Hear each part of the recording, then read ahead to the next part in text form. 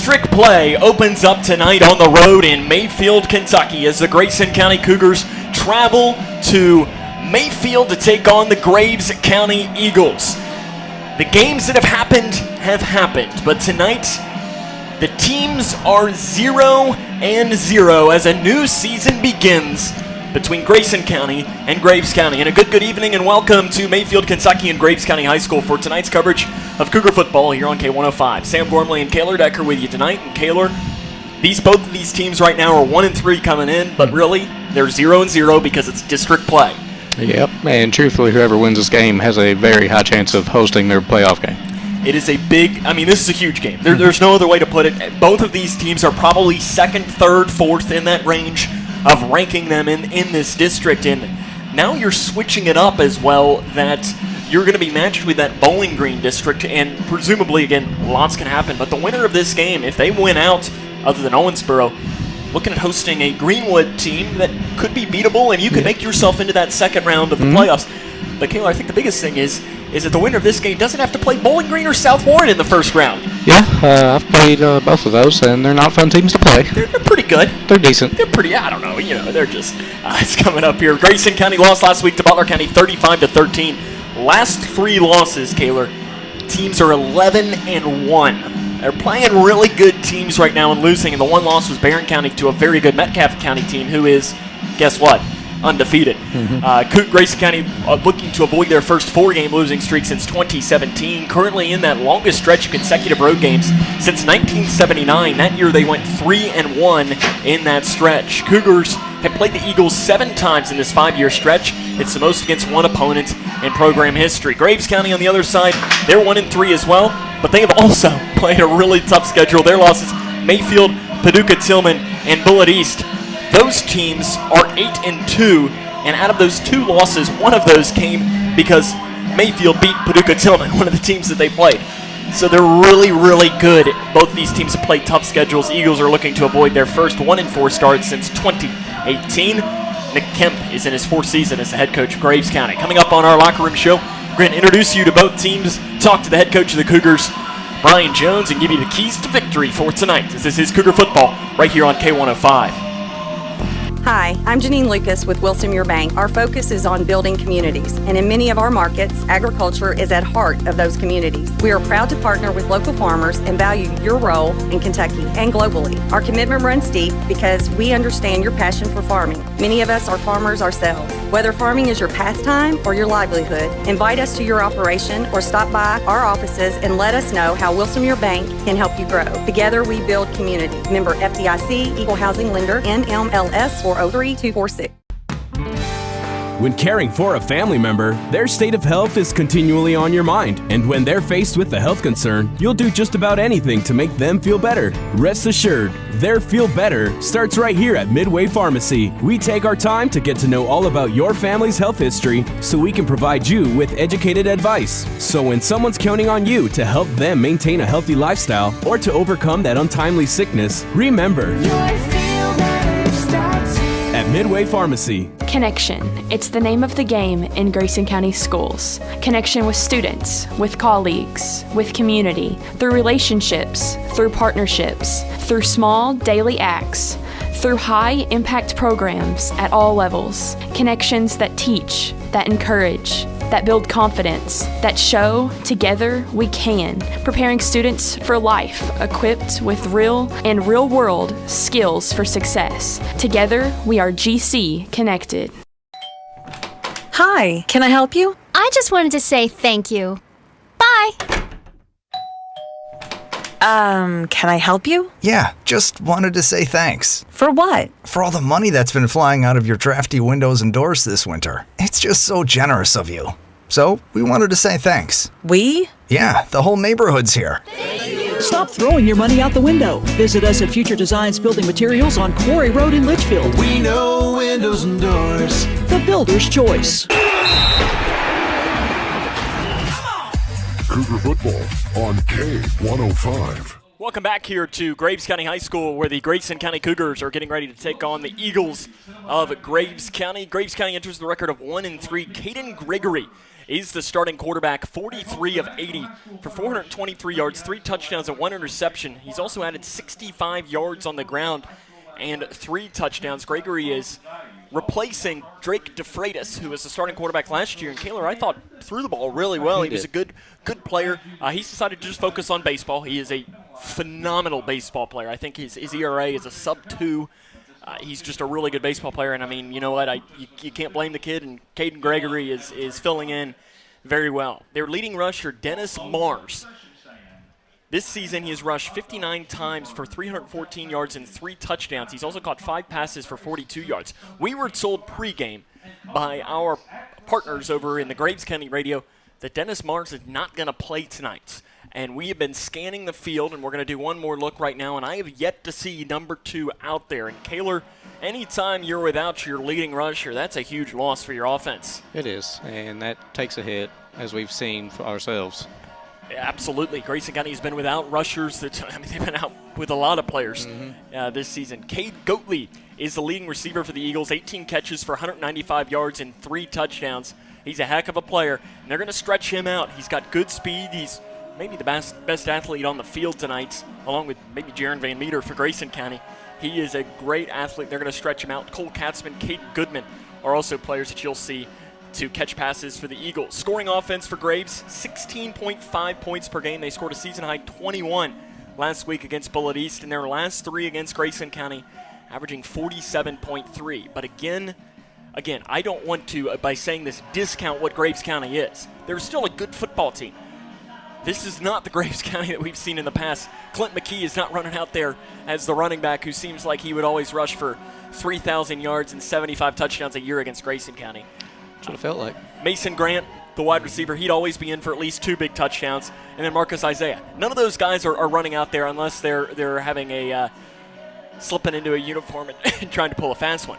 But they're not coming out there. But Goatley, Katzman, Goodman, and Mars, if he does end up playing tonight, which again we were told he's not, it's huge holes to fill for Graves County, and they're still going to be a tough team.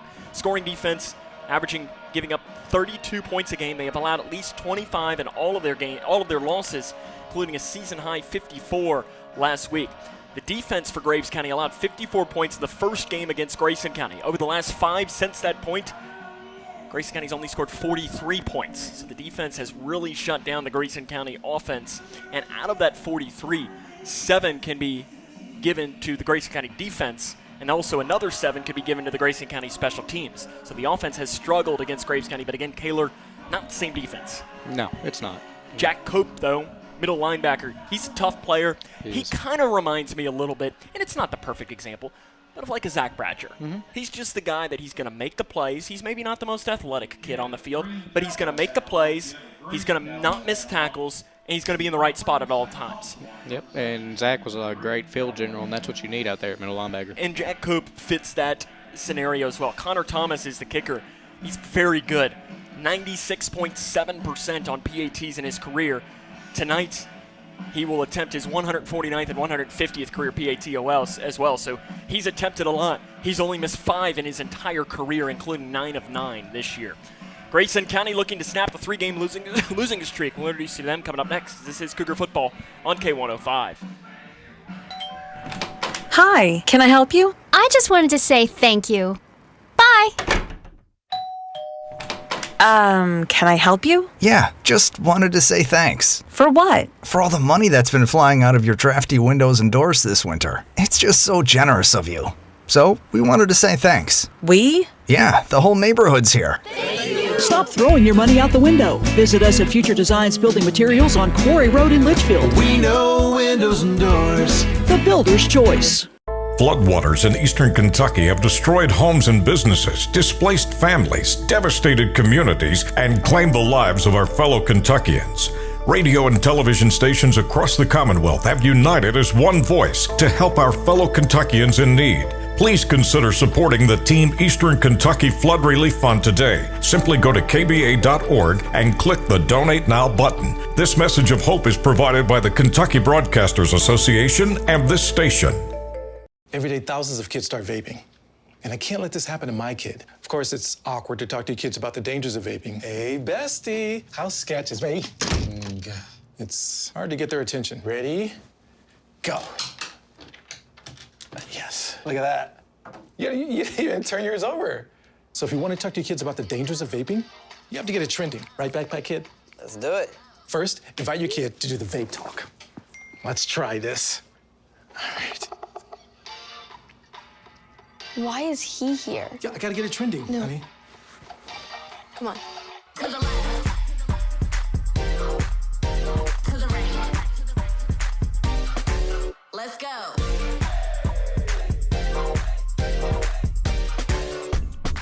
Oh, honey, can we talk? Yeah, what's up? I see a lot of your friends vaping. Visit talkaboutvaping.org for tips on when and how to have the vape talk.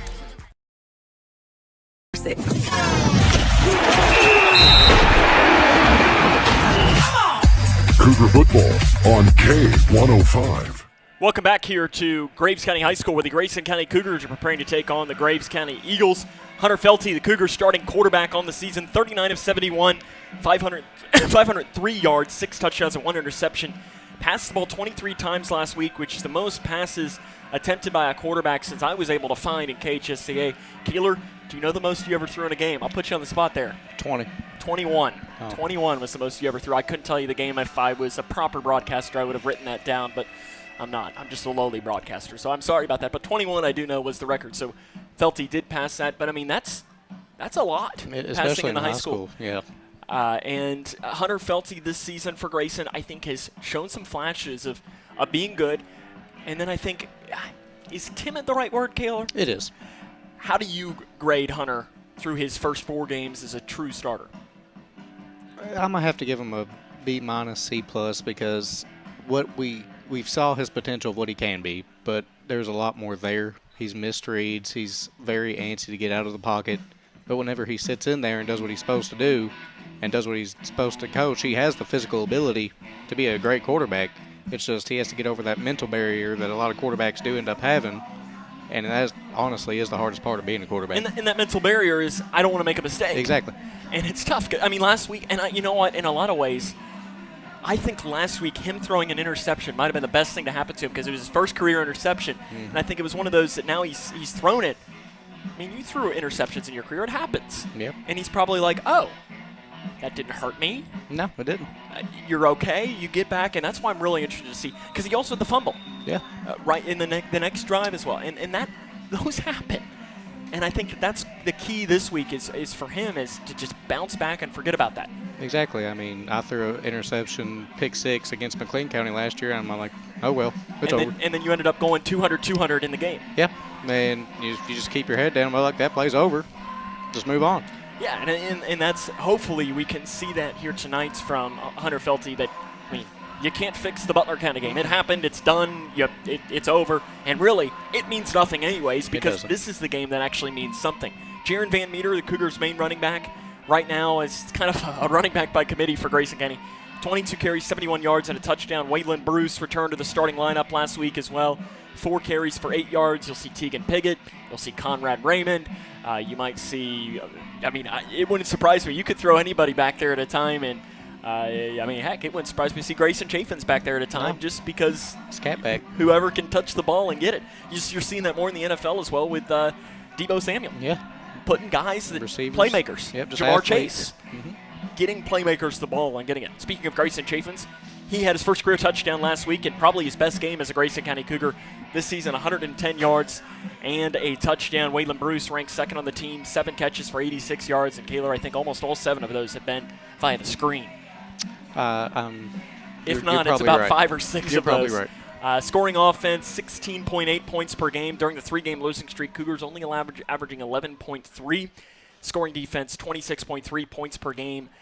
Through last week, they've allowed at least 22 points in each of their last 3 games. Pass defense, about 81 yards through the air. Rush defense, 195.8. Grayson Chafin's and Jaron Van Meter tied for the team lead with 3 takeaways. Chafin's has 2 picks and a fumble. Van Meter has the opposite, 2 fumbles and an interception. And Kaler, I think one of the more underrated storylines about tonight, you can correct me if I'm wrong, if something has changed, but Cougars can get Colby Chaffins back there in that defense, and I think that is an underrated storyline because in that Edmonson County game, he was really good, and he got hurt early in the Barron County game, and the defense, not that it's been bad, but it's not been the same. No, it hasn't, because that was one of your centerpieces in that middle linebacking core, and a lot of teams in high school will run the ball at the middle repeatedly. And if you don't have that that stud, solid middle linebacker that's just going to get in there and hard-nosed, it hurts. We're looking forward to seeing Colby back out there. Brian Jones is the head coach. We'll talk to him, get his thoughts on the matchup after this. This is Cougar Football on K105. Oh, stupid controller froze again. Spending less money, I wondered if you guys wanted me. OMG, it's McGruff. Yes, I am. He's not my Uncle McGruff, the crime dog. He's a fake. Oh! I am McGruff, the crime dog. He is the fake, and so is that controller you're holding. It's gonna break. Let's take a bite out of crime together. Who says you're not the fake? Dude, you're literally missing it. You are smart, kids. You're smart. Bye, smart. Every 3 minutes, a baby is born with a cleft, making it difficult to talk, hear, eat, and even breathe. Many won't receive the treatment they need to thrive. Through training and financial support, Smile Train gives the power of healing back to local communities so they can provide life-changing surgeries and other services at no cost to families. Help us change the world one smile at a time.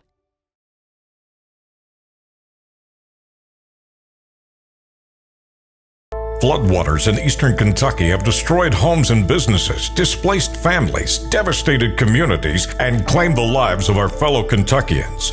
Radio and television stations across the Commonwealth have united as one voice to help our fellow Kentuckians in need. Please consider supporting the Team Eastern Kentucky Flood Relief Fund today. Simply go to kba.org and click the Donate Now button. This message of hope is provided by the Kentucky Broadcasters Association and this station.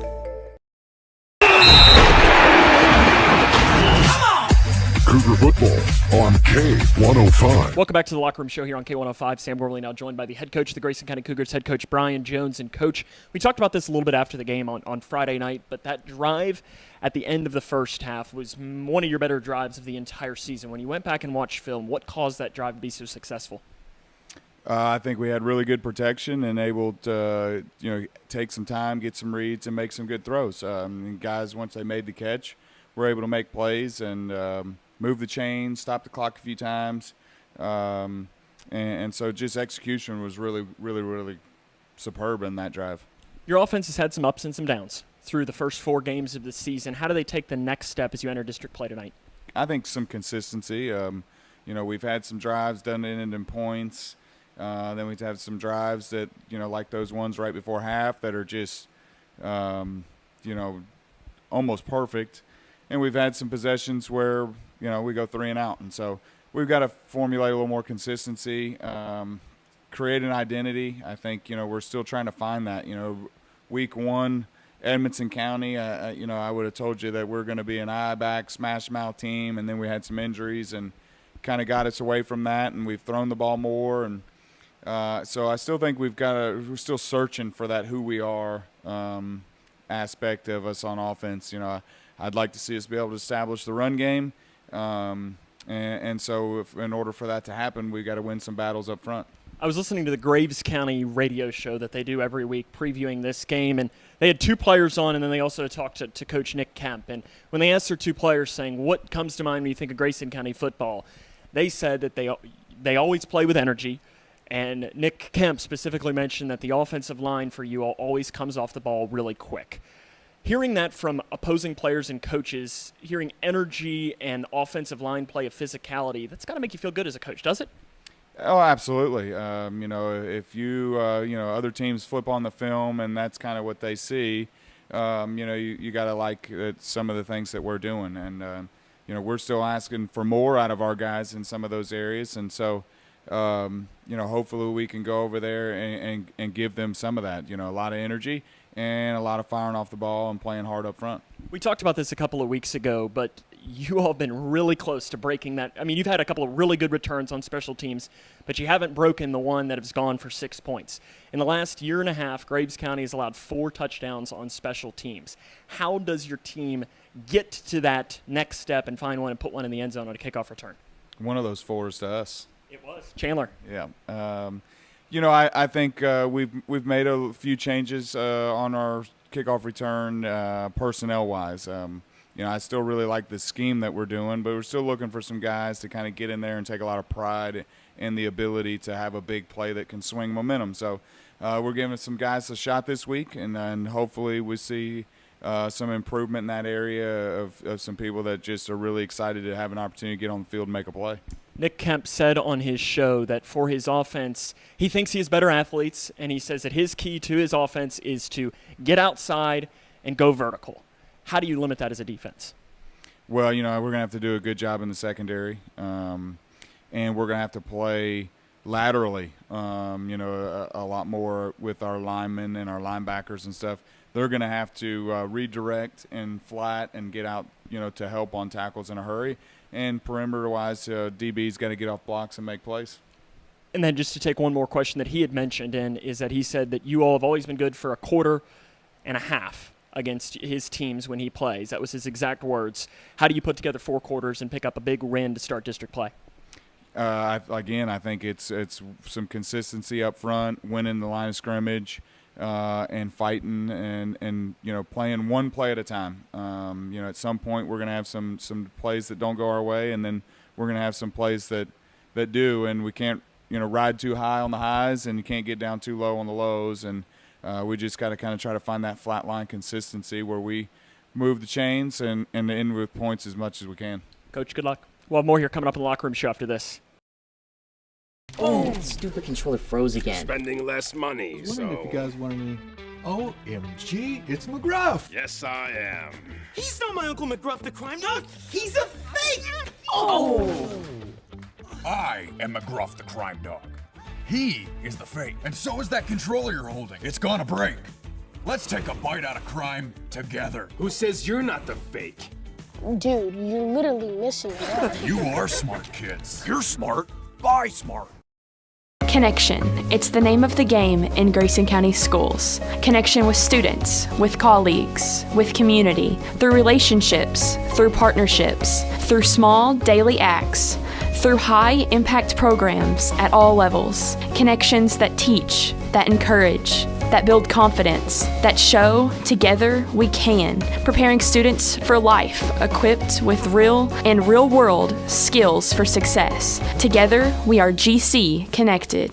Hi, I'm Janine Lucas with Wilson Muir Bank. Our focus is on building communities, and in many of our markets, agriculture is at heart of those communities. We are proud to partner with local farmers and value your role in Kentucky and globally. Our commitment runs deep because we understand your passion for farming. Many of us are farmers ourselves. Whether farming is your pastime or your livelihood, invite us to your operation or stop by our offices and let us know how Wilson Muir Bank can help you grow. Together we build community. Member FDIC, Equal Housing Lender, NMLS 403246. When caring for a family member, their state of health is continually on your mind. And when they're faced with a health concern, you'll do just about anything to make them feel better. Rest assured, their feel better starts right here at Midway Pharmacy. We take our time to get to know all about your family's health history so we can provide you with educated advice. So when someone's counting on you to help them maintain a healthy lifestyle or to overcome that untimely sickness, remember, your feel better starts here at Midway Pharmacy. Cougar football on K105. Welcome back here to Graves County High School, where the Grayson County Cougars are preparing to take on the Eagles of Graves County. And Kaylor, it's time for Kaylor's Keys to Victory. Starting on the offense, this Graves County defense is going to switch up their front and their safeties a lot. So especially Hunter and the receivers have to notice that, whether they're playing too high or one high. And what comes with that is that defensive front is going to get switched up too. So what you have to do to combat this is just run zone runs, inside zone, outside zone. You can run stretch along with it. But on the defensive side, force 3 and outs. Keep that offense off the field, minimal time of possession, and win the time of possession battle. And what's huge that I think could really benefit the Cougars tonight is kickoff return. They have struggled to have a decent kickoff coverage team for a while, and looking back at last year, we scored on them with a kickoff return from Chandler, and I think we can do it again this year because our kickoff return has looked really good. Grayson, you mentioned that Graves County in the last year plus, so since start of last season, 4 special teams touchdowns. And Kaylor, that's a lot. It is. That's a lot. And I know Nick Kemp was saying in his talk with the Graves County, our partners over there during their weekly, it's not a call-in show, but it's kind of the same thing, like the Mark Stoops show. He said, I must just stink as a special teams coach because we aren't very good at it. And immediately that kind of made me put a mental note, and I went and I looked it up. And it's funny because Kaylor and I didn't talk about that prior, but we both wrote that down, saying that special teams are going to be a big key in this game. Graves County and Grayson County just about 3.5 minutes away from kickoff, so we'll take one more break. And it's time for the district opener between Graves and Grayson. After this is Cougar Football on K105. Floodwaters in eastern Kentucky have destroyed homes and businesses, displaced families, devastated communities, and claimed the lives of our fellow Kentuckians. Radio and television stations across the Commonwealth have united as one voice to help our fellow Kentuckians in need. Please consider supporting the Team Eastern Kentucky Flood Relief Fund today. Simply go to kba.org and click the Donate Now button. This message of hope is provided by the Kentucky Broadcasters Association and this station. Hi, can I help you? I just wanted to say thank you. Bye. Can I help you? Yeah, just wanted to say thanks. For what? For all the money that's been flying out of your drafty windows and doors this winter. It's just so generous of you. So, we wanted to say thanks. We? Yeah, the whole neighborhood's here. Stop throwing your money out the window. Visit us at Future Designs Building Materials on Quarry Road in Litchfield. We know windows and doors. The builder's choice. Oh, the stupid controller froze again. Spending less money, I wondered if you guys wanted me. OMG, it's McGruff. Yes, I am. He's not my Uncle McGruff the crime dog. He's a fake. I am McGruff the crime dog. He is the fake. And so is that controller you're holding. It's gonna break. Let's take a bite out of crime together. Who says you're not the fake? Dude, you're literally missing it. You are smart kids. You're smart. Buy smart.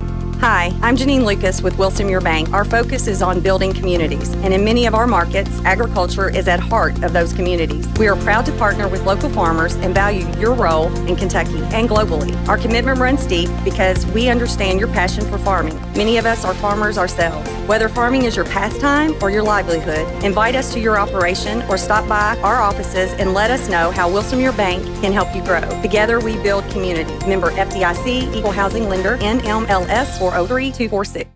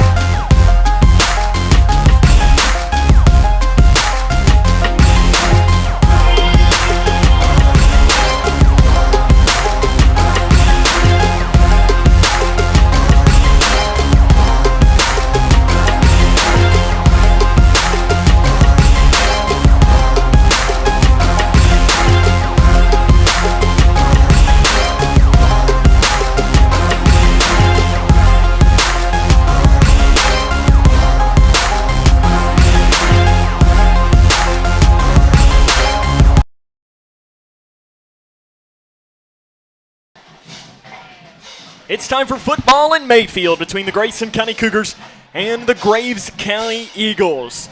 It was the Eagles that won the toss. They will defer to the second half. So it'll be Grayson County football to start and receive the opening kickoff. Sam Gormley and Kaylor Decker with you on an absolutely gorgeous night in Mayfield. Looks like our opening kickoff temperature, 81 degrees. You got some sweeping clouds in the sky, a light wind.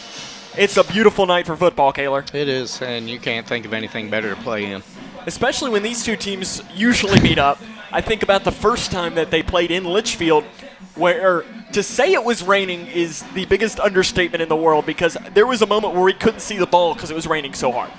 It was more of a monsoon. Monsoon, pick the word you want. It was really bad. Hurricane almost like. It'll be Connor Thomas to kick deep. Jaron Van Meter stands back for Grayson County back at his own 10-yard line. Thomas will send it right up the middle, and Van Meter, actually, no, looks like Mason Carroll to pick it up at about the 11-yard line. Carroll across the 20, slips a tackle there, tries to bounce it out to the far side. Gets across the 25-yard line up to about the 26. And that's where the Grayson County offense is going to set up, and it'll be Hunter Felty to lead out Grayson County on offense this season. 39 of 71, 503 yards, 6 touchdowns, and 1 interception. He's also rushed for 85 yards and a touchdown on the year. You'll see Felty lined up as one of the corners for Grayson County when they get the ball on defense. Grayson will have the ball on their own 26-yard line. The Cougars offense has yet to really find that true momentum and getting it moving. 16.8 points per game. They're going to go wide receiver on each side. It'll be the shotgun formation for the senior quarterback, Felty. He'll have Van Meter to his right. Fakes the handoff. Felty rolls out to the far side, scans his eyes down the field. He is wrapped up and dropped for a loss. In there on the sack is Mystic Mangrum for Graves County, and that'll be a loss of a couple of yards back to the 23-yard line, and that's not the start Grayson County wanted. And that's one of those misreads again. He had Jaden Kenny leaking out to the flat, and if he slows down a little bit, he can hit him pretty much in stride with no problem. The ball will be dropped back to about the 23-yard line. You're looking at second down and long 12, short 13, depending on how you want to look at it. See if the offense can start to get some of this momentum. And really, Kayla, the 2 best drives we've seen in the last 2 weeks have been at the end of half situations. And it's been no huddle that has been the success for Grayson County. Eagles showing blitz across the far side. It'll be a handoff to Van Meter up the middle. He gets up to about the 24-yard line, maybe the 25, before being driven backwards on the play. Looks like Jacob Sutton in there on the tackle for the Eagles. It's a 1-yard pickup, 3rd down and long coming up for the Grayson County Cougars. Ball placed in the far hash. 10 minutes, 38 seconds to play here in the first quarter. No score between Grayson County and Graves County. Cougars in the road white jerseys with the orange numerals and the navy blue helmets, working from right to left on your radio dial. Same formation for Grayson County. Ball placed in the far hash. A wide receiver on each side. 3 on the play clock. Grayson's going to have to get it off. And it hit 0. That's going to be a delay of game on Grayson County. It hit 0, but it took the officials a second or two to call the delay of game penalty, and that is not what Grayson County wanted, Kaylor. They're moving backwards to start this drive. No, and if you're Hunter, you have to be able to, you should know that there's a play clock. You're looking at it whenever you get under center, so, I mean, there's really not an excuse for that. It now turns into 3rd down and 16 for Grayson County here in this first quarter of play after Grayson got the ball to start.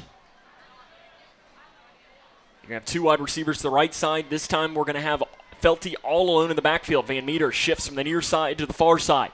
Felty to pass. Rolls out here towards the near side. Looks to scramble. Pump fake. Now he's going to turn upfield. Look to run. He gets up to the 20-yard line. That's a 1-yard pickup, and the Cougars will be forced to punt on their first drive of the game.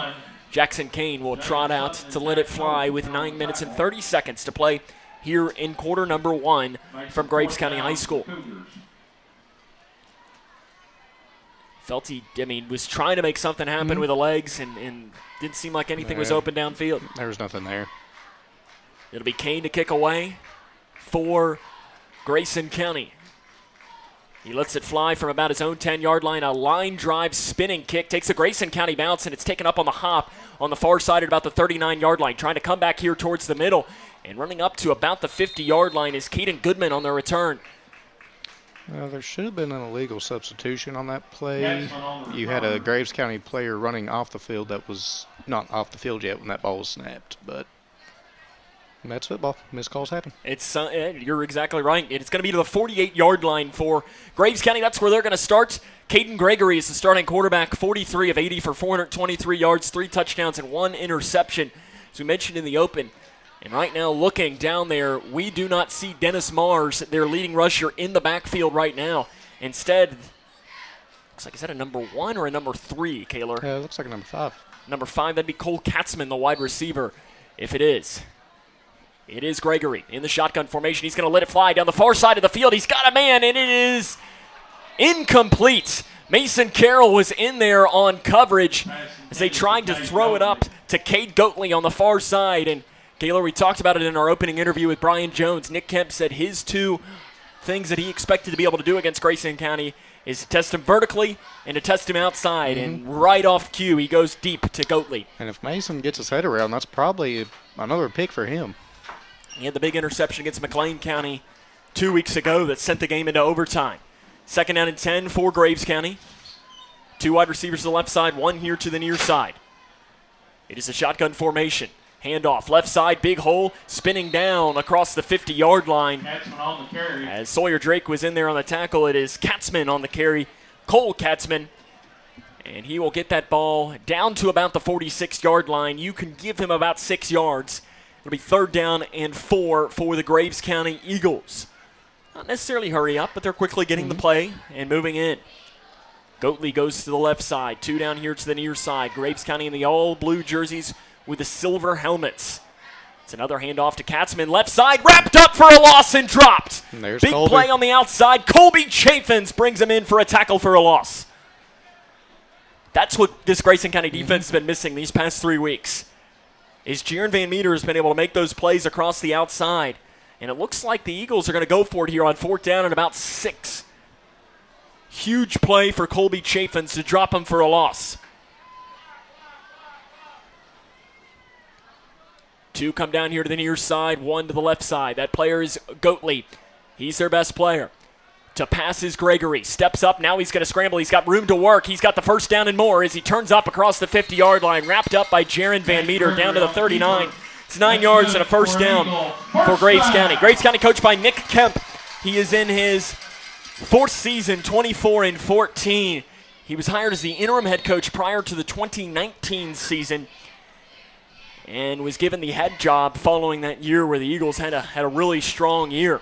1st down and 10 for Graves County. 7.5 to go here in the first quarter. No score between Grayson County and Graves County. In the gun, high snap. Gregory pump fake, rolls out to the far side, gets away from one man. Now he's going to let it fly. He's got a man complete and diving down inside the 15-yard line. Braden Woodward catches it down.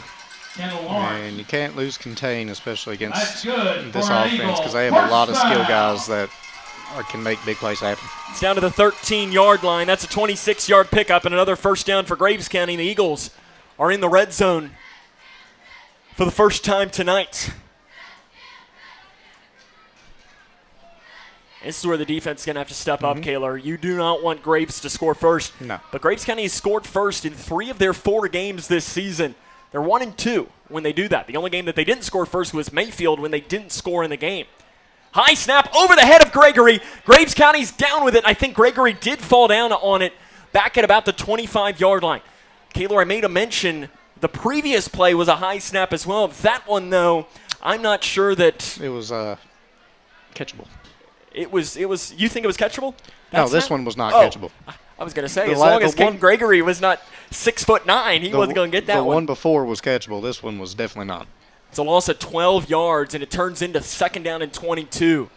This is huge already for this Grayson County defense. Graves County has given you a gift early on into making it very long on this play. Gregory in the gun. He has Katzman to his right, fakes the handoff, throws in the slant over the middle. It's complete at the 15-yard line, inside the 10, breaks the tackle. He's in the end zone. Touchdown for Graves County, and they strike first and lead 6-0. Caden Goodman on the 25-yard touchdown pass from Gregory. Missed tackles, Kaylor. Yep, they've been a story all season, and they have haunted us really all season too. 6:14 to go. Graves County leads. Connor Thomas on to attempt the extra point in this season, 9 of 9 in his career, 143 of 148, and you can make that 144 of 149. It is 7-0 Graves, 6:14 to go here in the first quarter. This is Cougar football on K105. Connection. It's the name of the game in Grayson County schools. Connection with students, with colleagues, with community, through relationships, through partnerships, through small daily acts, through high-impact programs at all levels. Connections that teach, that encourage, that build confidence, that show together we can, preparing students for life, equipped with real and real-world skills for success. Together, we are GC Connected. Hi, I'm Janine Lucas with Wilson Muir Bank. Our focus is on building communities, and in many of our markets, agriculture is at heart of communities. We are proud to partner with local farmers and value your role in Kentucky and globally. Our commitment runs deep because we understand your passion for farming. Many of us are farmers ourselves. Whether farming is your pastime or your livelihood, invite us to your operation or stop by our offices and let us know how Wilson Muir Bank can help you grow. Together we build community. Member FDIC, Equal Housing. Graves County strikes first. They lead Grayson County 7-0 with 6:14 to go. Here in the first quarter, Connor Thomas to kick deep. Jaron Van Meter stands back at about his own 10-yard line, and the senior Thomas will let it fly right down the middle.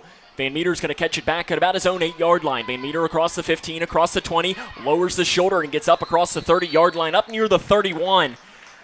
And that's where Grayson County offense is going to start off with. And it was a negative play to start the drive last time, Kaler, that was a recipe for disaster to start off. And especially against this team, you have to win first down. And if you don't win first down, it's a lot harder to get. Cougars continue to get first downs. Cougars going to have the ball officially on their own 30-yard line. Sam Gormley and Kaler Decker with you here on the call tonight on a gorgeous night from J. Buckley Field here in Mayfield, Kentucky. We're going to have the pistol formation this time. Felty as the quarterback, bunch to the right. Van Meter is the deep back, standing about 3 yards behind Felty. And we have a whistle blown, some movement, I believe on the Grayson County line. No, Grayson jumped. It was Grayson Chaffins that jumps, and that'll be a false start. And Kaler, another negative play to start this drive. Yep. It'll be first down and 15 now for the Grayson County offense, and just can't have that happen if you're trying to build momentum. Felty gets the play call from the third-year head coach Brian Jones. Looks like we're going to have Jaden Kinney line up to the left of Felty, or is it Bruce back there? That's Waylon. It's Waylon Bruce. I saw the zero. It's either Kinney or Bruce back there. Trips to the right side, one here to the near side. Felty gets the snap, scrambles over here towards the near side, gets away from a man, throws it away. And he was able to get it, I guess. He was outside the pocket and did cross the line of scrimmage. It's a risky play to throw it into no man's lane, but it is incomplete. It'll be second down and 15. Second down and 15 coming up for the Graves County Eagles. The Grayson County starting offense tonight. Got your line of Sawyer Drake, Matthew Phillips, Jake Lasley, Michael Sturdivant, and Will Scott. Wide receivers you'll see out there, Grayson Chaffins, Jaden Kinney. You'll see Mason Carroll out there at times. Backfield, Bruce Van Meter. Depends on the day, along with the quarterback, Felty. It's a little bit of different. It is. Pistol formation. Pitch to the far side to Van Meter. Turns upfield. He had nothing there at all. Dropped for a loss in the backfield. Back to the 24-yard line. That's a loss of 1 yard, and it'll be another third down and long to start for Grayson County. In fact, it's going to be dropped maybe for more like a loss of 2 yards. Van Meter just had nothing there. 5:30 to go here in the first quarter of play. 7-0. Graves leads Grayson.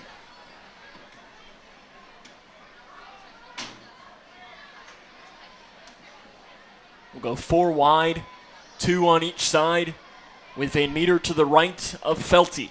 Showing blitz is Graves County across the near side. Might just be press coverage instead. Faking the handoff. It is a handoff to Van Meter. Gets it up to the 25-yard line. A pickup of about 2 yards, and Grayson County will be forced to punt again.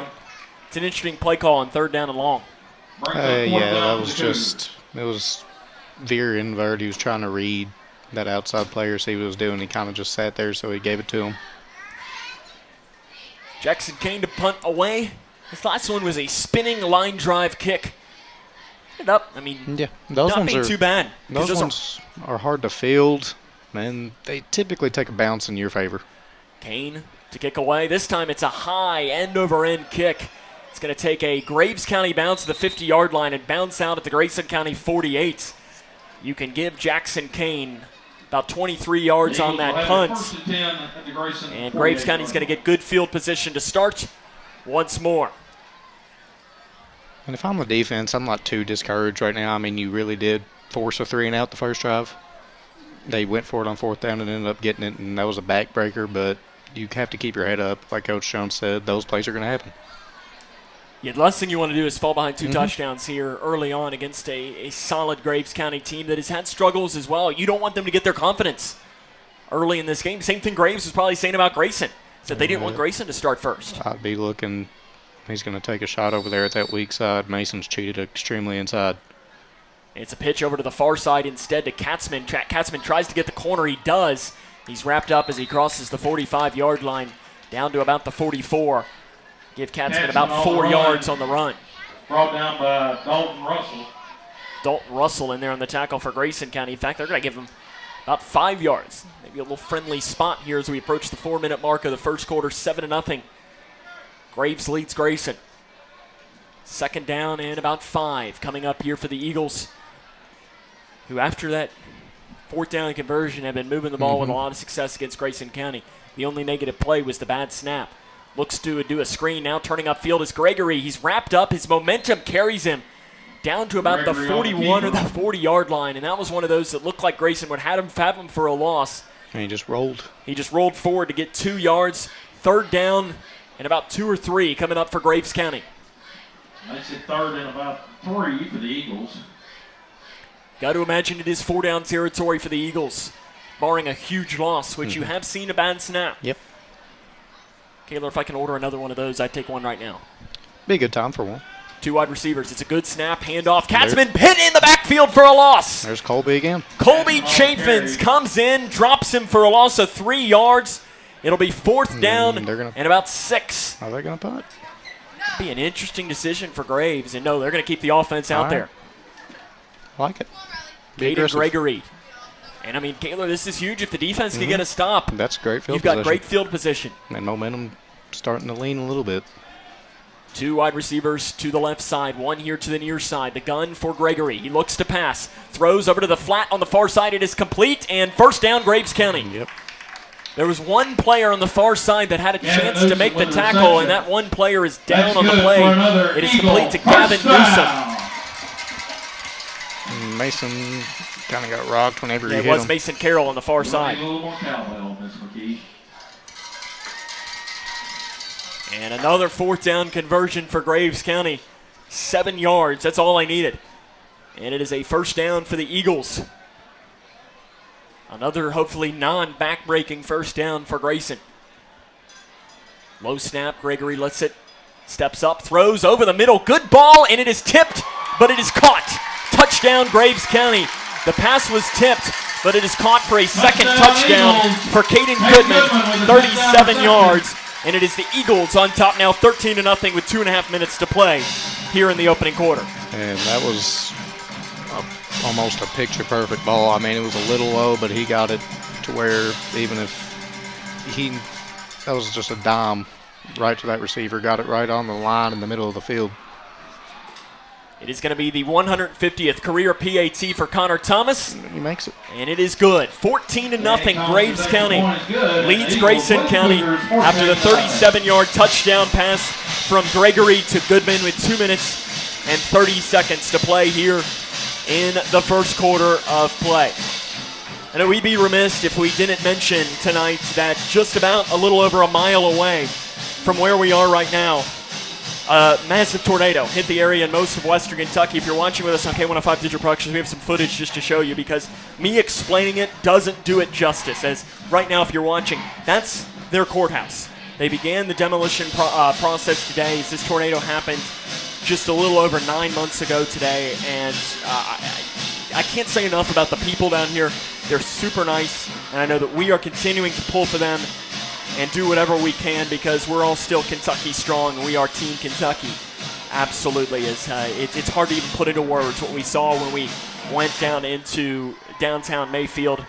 That happened just a little over 9 months ago. Of course, it hit most of western Kentucky. In fact, it even hit part of Grayson County up in the Falls of Rough area.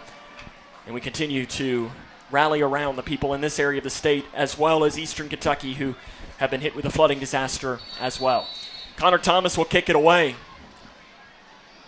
Grayson County needs a touchdown in the worst kind of way, and that kick is going to go into the end zone for a touchback.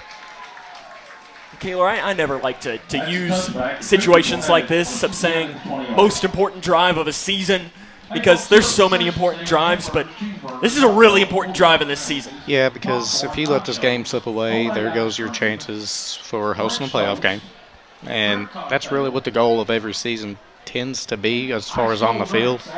So if you can score here and kind of get momentum closer to even, that would be huge. Absolutely. And this drive, we need to see one of those drives that we've seen at the end of the first half of the past 2 games. They're going to go 5 wide here. In the gun goes Felty. Actually, it's just loading up the line. You're going to have 2 to the right, 1 here to the near side. Shifting in motion is Mason Carroll from the near side to the far side. Felty will look towards that far side, rolls out. He'll dump it off into the flat to Carroll, who falls down with it, and he's going to end up catching that for maybe a loss of 1 yard on the completion. Carroll tried to get back up and run, and they're going to say maybe no gain. He had an out route developing from Jaron, but Jaron kind of got knocked down by one of the linebackers and slipped. And so there was nothing there, so he just had to check down to his flat. 14-0. Graves County leads Grayson County. 2 minutes to play here in the first quarter.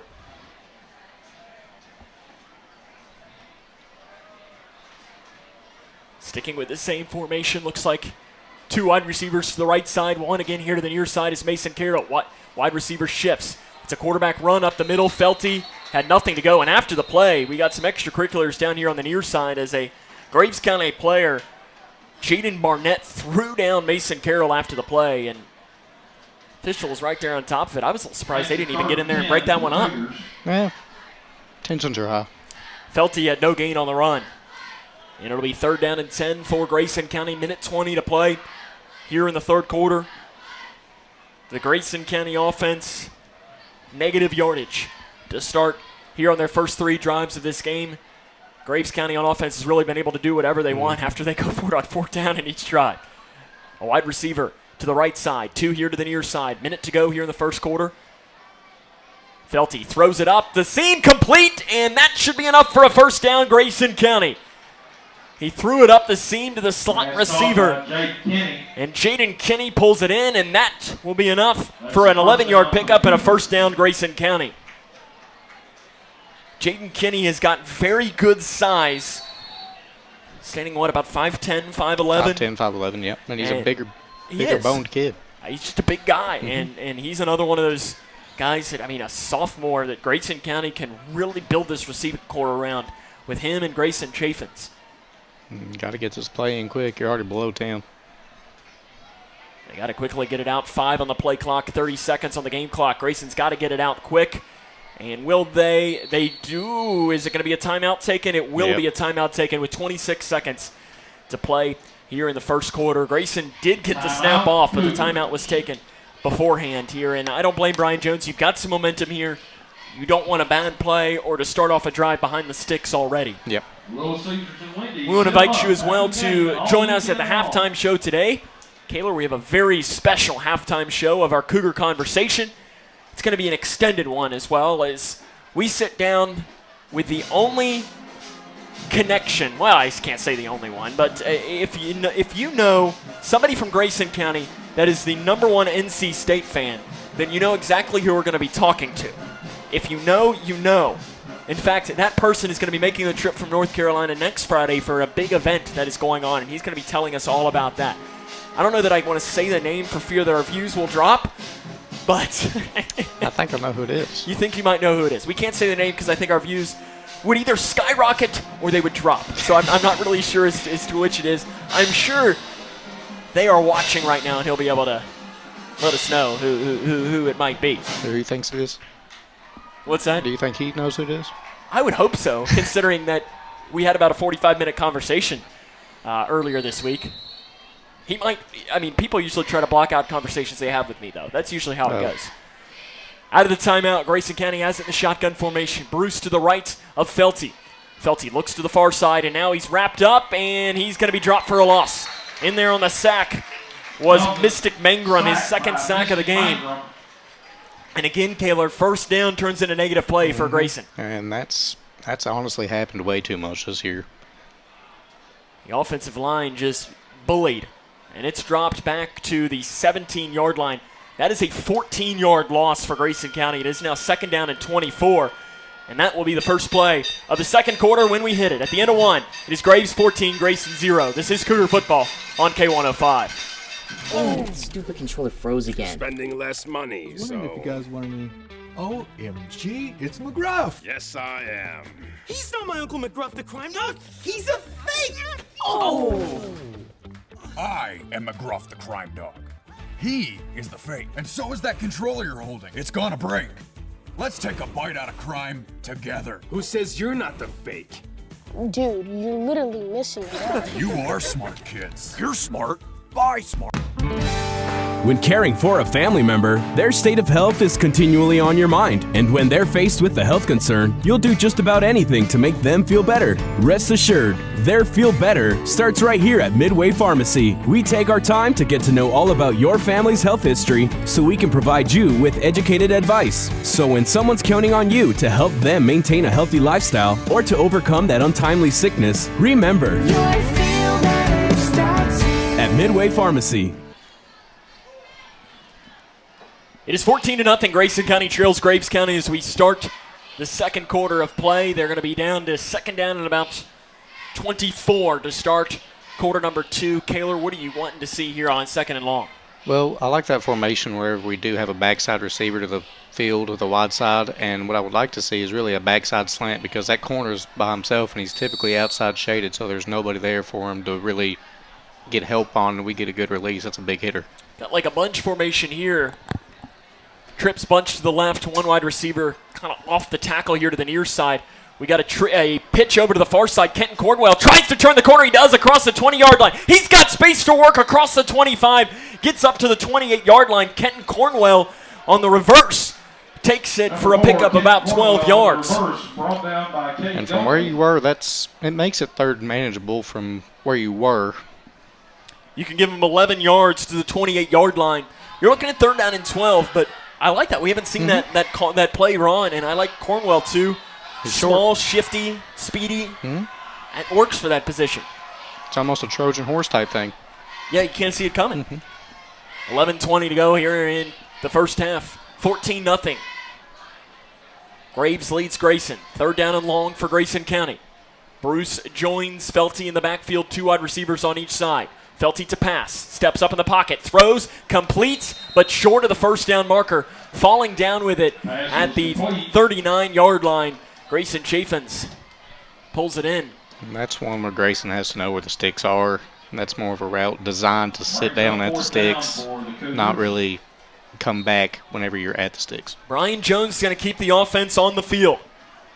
4th down and about 2 for Grayson County. 10:40 to go here in the first half, and Kaler, I don't think I blame Jones for doing this. Not at this point in the game. I don't blame him at all. This is a huge play in this game, and we're going to go in the I formation for the first time. Bruce the fullback. Van Meter is the deep back. Felty goes under center. 4th down and 2 for Grayson County. And we're going to have a timeout taken by Brian Jones on the far side of the field. 10:21 to go here in the first half. It's 14-0. Graves County leads Cougar football on K105. Hi, can I help you? I just wanted to say thank you. Bye. Can I help you? Yeah, just wanted to say thanks. For what? For all the money that's been flying out of your drafty windows and doors this winter. It's just so generous of you. So, we wanted to say thanks. We? Yeah, the whole neighborhood's here. Stop throwing your money out the window. Visit us at Future Designs Building Materials on Quarry Road in Litchfield. We know windows and doors. The builder's choice. Connection. It's the name of the game in Grayson County schools. Connection with students, with colleagues, with community, through relationships, through partnerships, through small daily acts, through high-impact programs at all levels. Connections that teach, that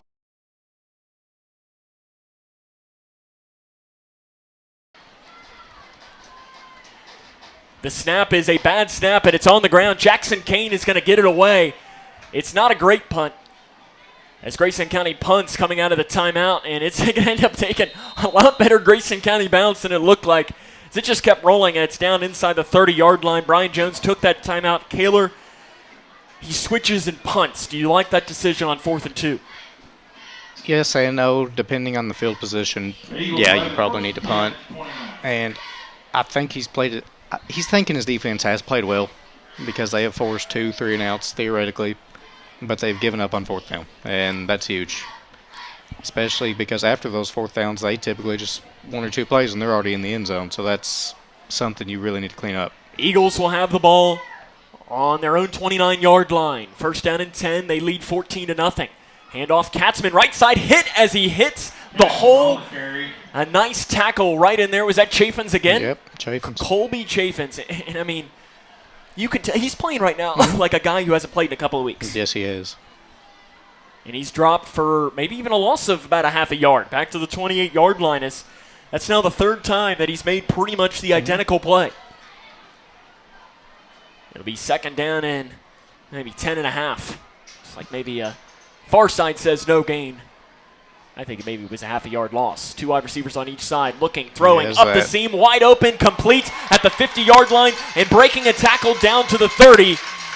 And that's a 1st down for Graves County, complete to Caden Goodman again. He's had 3 big catches, and Graves County will have it down to the 32-yard line. 1st down, Graves. And the deep middle of the field's just been getting absolutely torched this whole game. That is a big gain as well. 40 yards on the pass completion. 1st down and 10. And you're in a little bit of a danger spot here if you're Grayson County. They've done a good job stopping the run, but the pass game has been giving them problems. Cougars came into this game allowing nearly about 81 yards a game through the air, but they've gone up against some running teams. It's a handoff near side. Goodman again carries across the 25-yard line down to the 20, and really, Kaler, if they can find a way to slow down Caden Goodman, he's been the guy that they just haven't been able to figure out. Yep. As he carries that down to the 20-yard line, that's a 12-yard pickup, another 1st down for Graves County. That Grayson County defense, the starting lineup tonight, got some new names in there, but also some names returning. As we mentioned, got Will Scott, Matthew Phillips, Sawyer Drake, Jaron Van Meter, Waylon Bruce back in there as well. Is Colby Chaffins. You heard Dalton Russell out there as well earlier in the game. Handoff to the right side, hole breaking for Goatley, or for Katzman on the run. Carries it down to about the 15-yard line. It'll be 2nd down and 5. 8.5 minutes to play here in the 1st half. I mean, really, as you mentioned, Kayla, other than that run just a moment ago of about 12 yards, they're limiting runs to under 4 yards. And technically that was a pass because it was a... It was there, but it was a run. It was a run, yeah, but I know that one would always get me is that was a fun play to run with Qdarius Jennings when he was on Grayson County's team. Gregory, stutter steps, backfield, ball comes out, and I think Graves County does come down with it. As the ball came out, Gregory just dropped it in the backfield, and one of the Grayson County defensive linemen didn't realize that the ball came out. That was, I think, Sawyer Drake. I think it was Jackson, actually. It was Jackson Kane. And if he would have known, he would have been able to fall on it. And, I mean, really, if he could have picked it up, he might have had 6. He could have. And I don't know what Jackson's 40 time is, but there was nobody in about 10 yards of him, so he had a pretty good head start.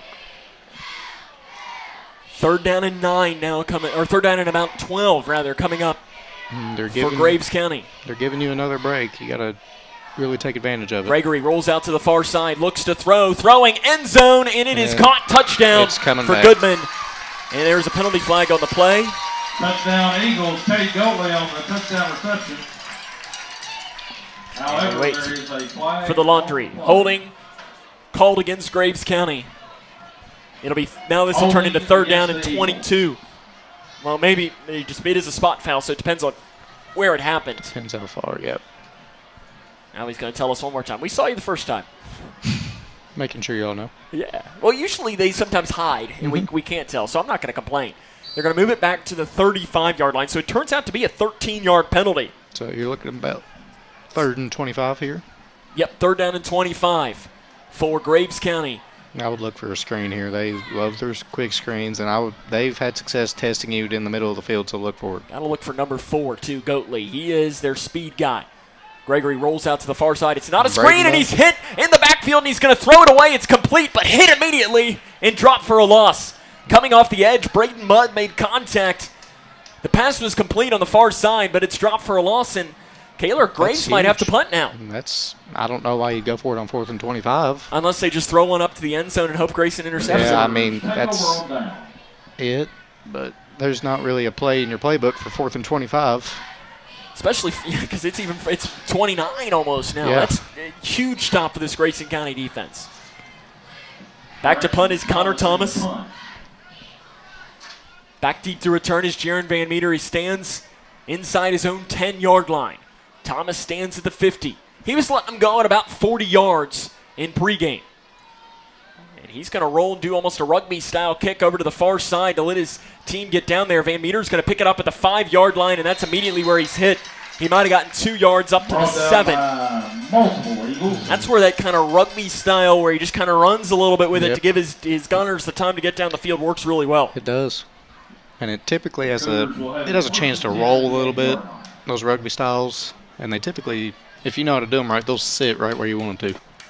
Cougars will have not great field position. Might be a little bit of an understatement. Ball placed in the 7, but Kaler, correct me if I'm wrong. Isn't this a very similar position to when they had at that McLean County drive where they went and punched in the touchdown before the half? Yep, you're right. So maybe maybe that's what Hunter Felty needs. They just like to be backed up for some reason. You know, well, in all seriousness, we joke about it, but backed up against the clock has been the thing that they've been the greatest about all season. When you feel like there's more pressure on you, it changes your attitude a little bit. I formation for Felty under center.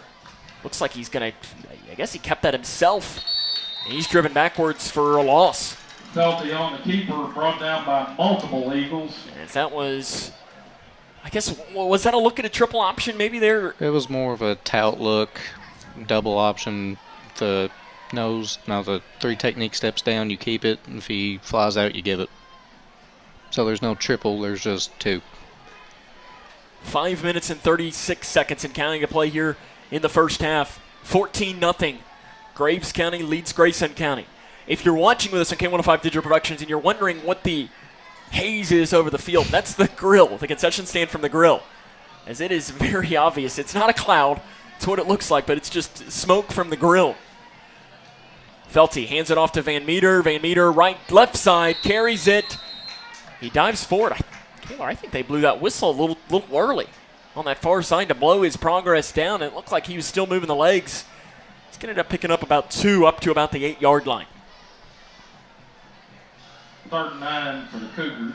3rd down and 9. Under 5 to go here in the first half. You have to convert here. You have to reward your defense for what they just did and really kind of keep them off the field a little bit, give them a breather because they've been out there, who knows, majority of this game. I formation for Felty, a wide receiver on each side. 3rd down and 9. 4.5 to go here in the first half. Felty fakes the handoff, rolls here towards the near side, falls down. Is that a safety? It is. He fell down right as he crossed the goal line, and it is a safety for Graves County. Jack Cope was the player nearest by, so I guess he gets credit for that, but that looked like he felt he might have gotten tackled by the turf monster. I think it was more he knew he was going to get tackled anyways, and he tried to slide before he hit the goal line, and he didn't. That's a tough play, and now Grayson County is going to have the good old safety punt, which you don't necessarily see that often. I'm trying to think here the last time there was a safety in a Grayson County game. Does one come to mind for you, Kaler? Owensboro. Last year? Mm-hmm. See, I try to forget about those games sometimes. You really don't forget them when you play in them. I can imagine that. I usually have that stat here, but I guess that's not into. I've got all kinds of different things, but that's not one of them, and that's a safety. And Graves County leads 16-0. That's not what you want, Kaler. Nope. I get what we were going for, but play action is risky in that situation because if they bring pressure and it's not picked up, your quarterback has his head turned. He's not going to see it until it's too late. And now you get the choice here whether Kane wants to drop kick or he can kick it from a tee. So he gets the choice here, and I presume he'd probably want to do the tee, wouldn't he? I would.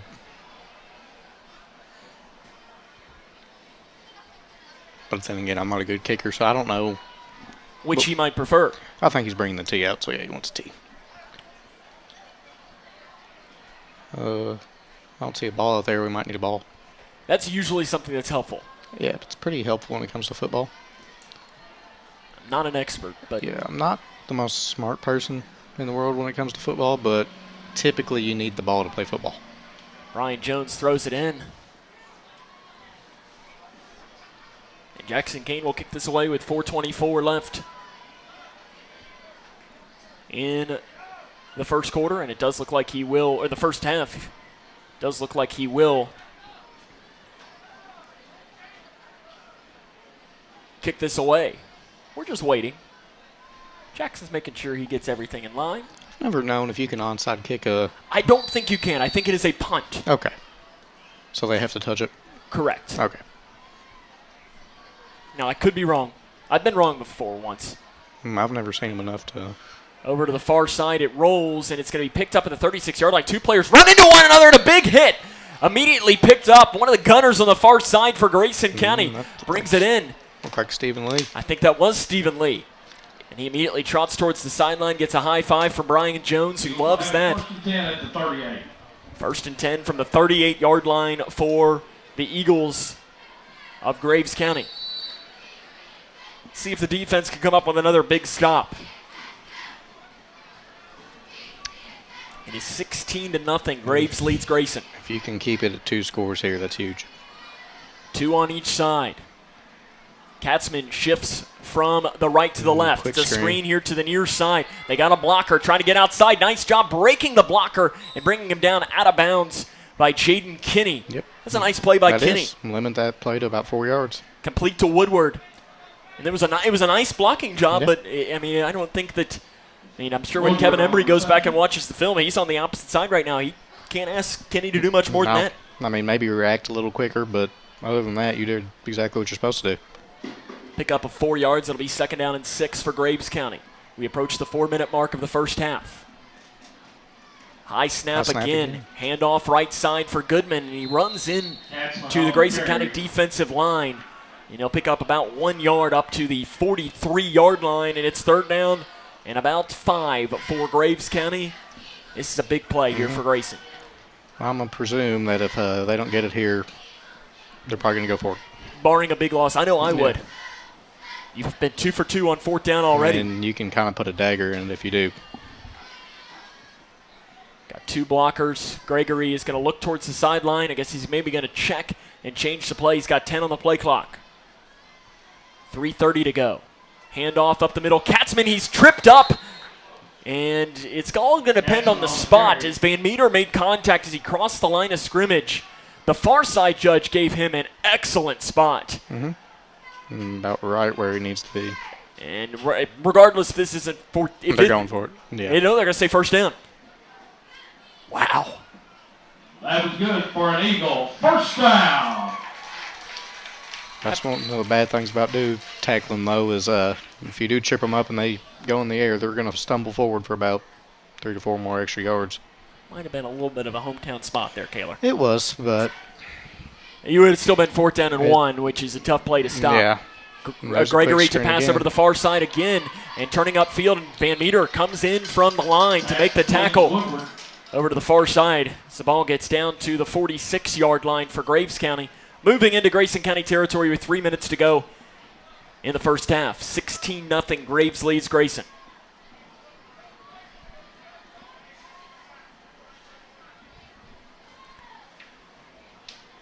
Second down and about 4 for the Eagles. They're in no rush, but they don't need to be in any rush. Yeah. They're going to make sure Grayson does not get the ball, especially since Graves gets the ball to start the quarter. Screen to Goatley. He turns upfield on the tunnel screen. He's got space to work across the 40. He's got a blocker in front of him inside the 20, 15, 10, 5. Touchdown, Graves County. 46-yard touchdown pass to the tunnel screen to Cade Goatley. There's a flag. Flag on the field. There is a penalty flag on the field, Blocking and back. that is a huge break for Grayson County. It's going to be a block in the back.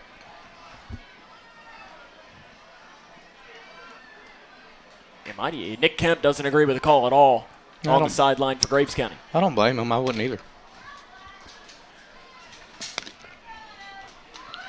And I think that's a spot foul, too. So, I mean...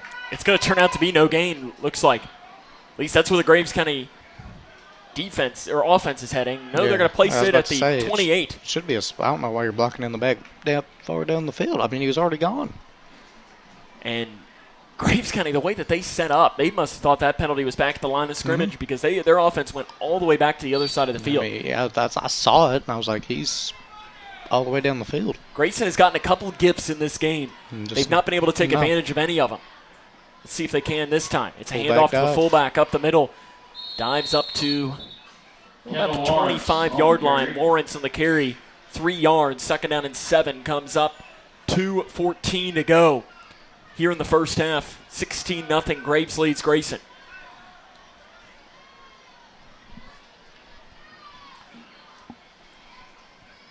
Second and 7.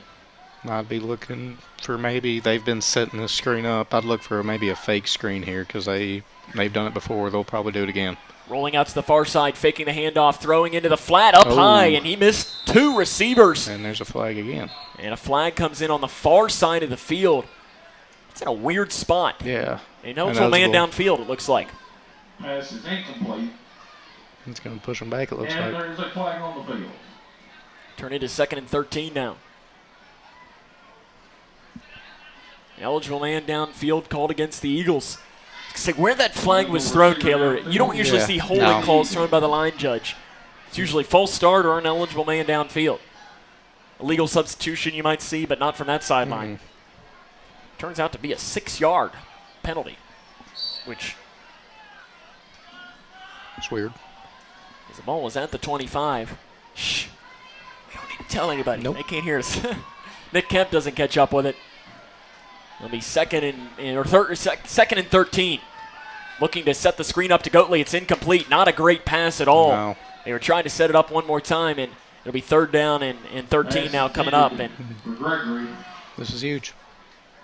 You really don't want to let him in field goal range because this is a 40-something yard kick, and you're looking at 49 from this point. He's not been great at distance. He's been good, but distance is another thing. 1 of 3 on field goals this season for Connor Thomas. 5 of 8 in his career. He's phenomenal at PATs. But, kickoffs or field goals are tough. Gregory's going to let it fly down the near side. He's got Goatley throwing up. Incomplete, and they call pass interference. Down the near side. Mason Carroll came in there to break it up. That's a tough call, Kaler. Yeah, I don't know that I necessarily agree with that one. It looked like Mason Carroll could not have played that much better. I feel like he hit the ball before anything else, but, They do call pass interference called against Grayson County. We've got their lucky breaks. Brian Jones is not happy on the sideline. Brian Jones, the head coach for Grayson County, 10 and 13 in his 3rd year, 22 and 63 overall. Jones was formerly the head coach at Todd County Central as a head coach for this Grayson County program, and the Graves County Eagles, they get a break there. Yep, we've got ours, they've got theirs, and they've capitalized on theirs, and we haven't. And that's the difference. 1:39 left here in the 3rd quarter. High snap, 2 players run into one another in the backfield. Trying to get around the corner is Katzman, on the carry. And he maybe gets it down to the 14-yard line, pickup of 2. Looked like that was Dalton Russell in there. He's made a couple of tackles tonight, and really he's a guy that stepped in. Yeah, he came in Barron County, and I think led the team in tackles, coming in off the bench for Colby Chaffetz. Yep. They'll officially give that to the 15-yard line. Only 1 yard on the run from Katzman. And we're going to have a timeout on the field taken here. I believe I heard a timeout whistle. Timeout, Eagles. It'll be a timeout taken here by the Graves County Eagles with 1:06 left here in the first half of play. 16-0 is the score here between Grayson County and Graves County. The Eagles will have it 2nd down and 9 from the 15-yard line. Sam Gormley and Kaler Decker with you. If you just joined us, Graves County has had touchdowns, a pair of them from Gregory to Goodman, and then a safety to make it 16-0. We again invite you to tune in at halftime today as we have our Cougar Conversations segment. As again, we mentioned, Kaler, you said you think you have a guess as who it is. I see said person has now joined us in the comment section, and said person was not happy about the pass interference penalty as well. He'll be joining us at the half coming up, and we'll get to learn more about what's happening on campus next Friday for a big homecoming event.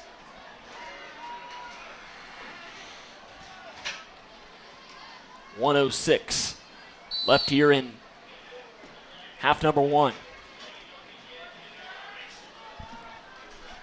16-0 Graves leads Grayson. 2nd and 9. Ball placed at the 15. Faking the handoff, throwing over the middle, bobbling, but catching and recovering and getting inside the 5-yard line was, guess who? Goodman. That's good for another Just Eagle RPO. And that's a pickup of 11 yards. First down for Graves County. Under 1 minute to go here in the first half. Graves is going to try and add more to their lead. High snap again. Gregory, quarterback keeper, right side, tries to turn upfield, spins down towards the goal line. He's about 2 yards short. Gregory on the keeper. That was a great read by the quarterback. He does, and now we're going to have a timeout on the field taken by Graves County. We'll take it with him. It's 16-0. 39 seconds left here before the half. This is Cougar football on K105. Every 3 minutes, a baby is born with a cleft, making it difficult to talk, hear, eat, and even breathe. Many won't receive the treatment they need to thrive. Through training and financial support, Smile Train gives the power of healing back to local communities so they can provide life-changing surgeries and other services at no cost to families. Help us change the world one smile at a time. Hi, I'm Janine Lucas with Wilson Muir Bank. Our focus is on building communities, and in many of our markets, agriculture is at heart of those communities. We are proud to partner with local farmers and value your role in Kentucky and globally. Our commitment runs deep because we understand your passion for farming. Many of us are farmers ourselves. Whether farming is your pastime or your livelihood, invite us to your operation or stop by our offices and let us know how Wilson Muir Bank can help you grow. Together we build community. Member FDIC, Equal Housing Lender, NMLS 403246.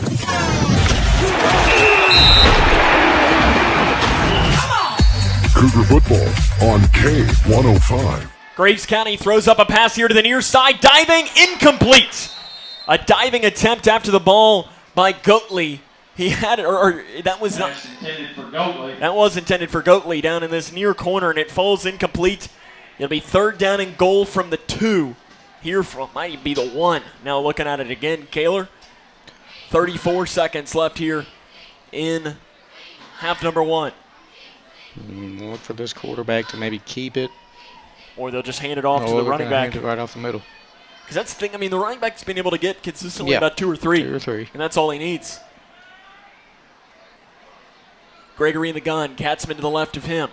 34 on the clock. High snap again. Handoff. Katzman right side. Second effort. Dives down at the 1-inch line since the official on the far side of the field. Katzman with a carry. They're saying to roll the clock, and I presume that Nick Kemp will probably just take a timeout with about 3 seconds left. Or maybe he'll run this clock down as he got down to about the 1-inch line.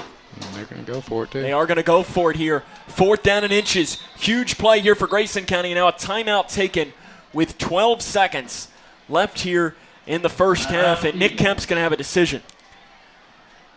Do you go for this, Kaler? I would. I probably would too, because I think you're in the situation here. But I think back, and again, this is not just me as a Cincinnati Bengals fan saying this, but similar situation. You think back at the end of the first half of the AFC Championship game, the Chiefs were up, what was it, 21-10, if my memory's right, and they had the opportunity or something. They had the chance to kick a field goal and go up and continue the momentum of leading the Bengals. But they tried to go for it, and the Bengals made the stop. And Kaler, what happened in the second half of that game? The Bengals beat them. Exactly. And I mean, that's one of those things that it's why it's such, and is I think Thomas is coming out as the kicker. Yep. And I think it's a tough call. It is. And I think you've got an old reliable kicker. Go up 19-0 at the half and take that lead. Yep, take that 3 possessions because that's ultimately the same that you would be getting with the touchdown. You're looking at about a 27-yard field goal. A PAT. Good snap. Kick is up. It's long enough.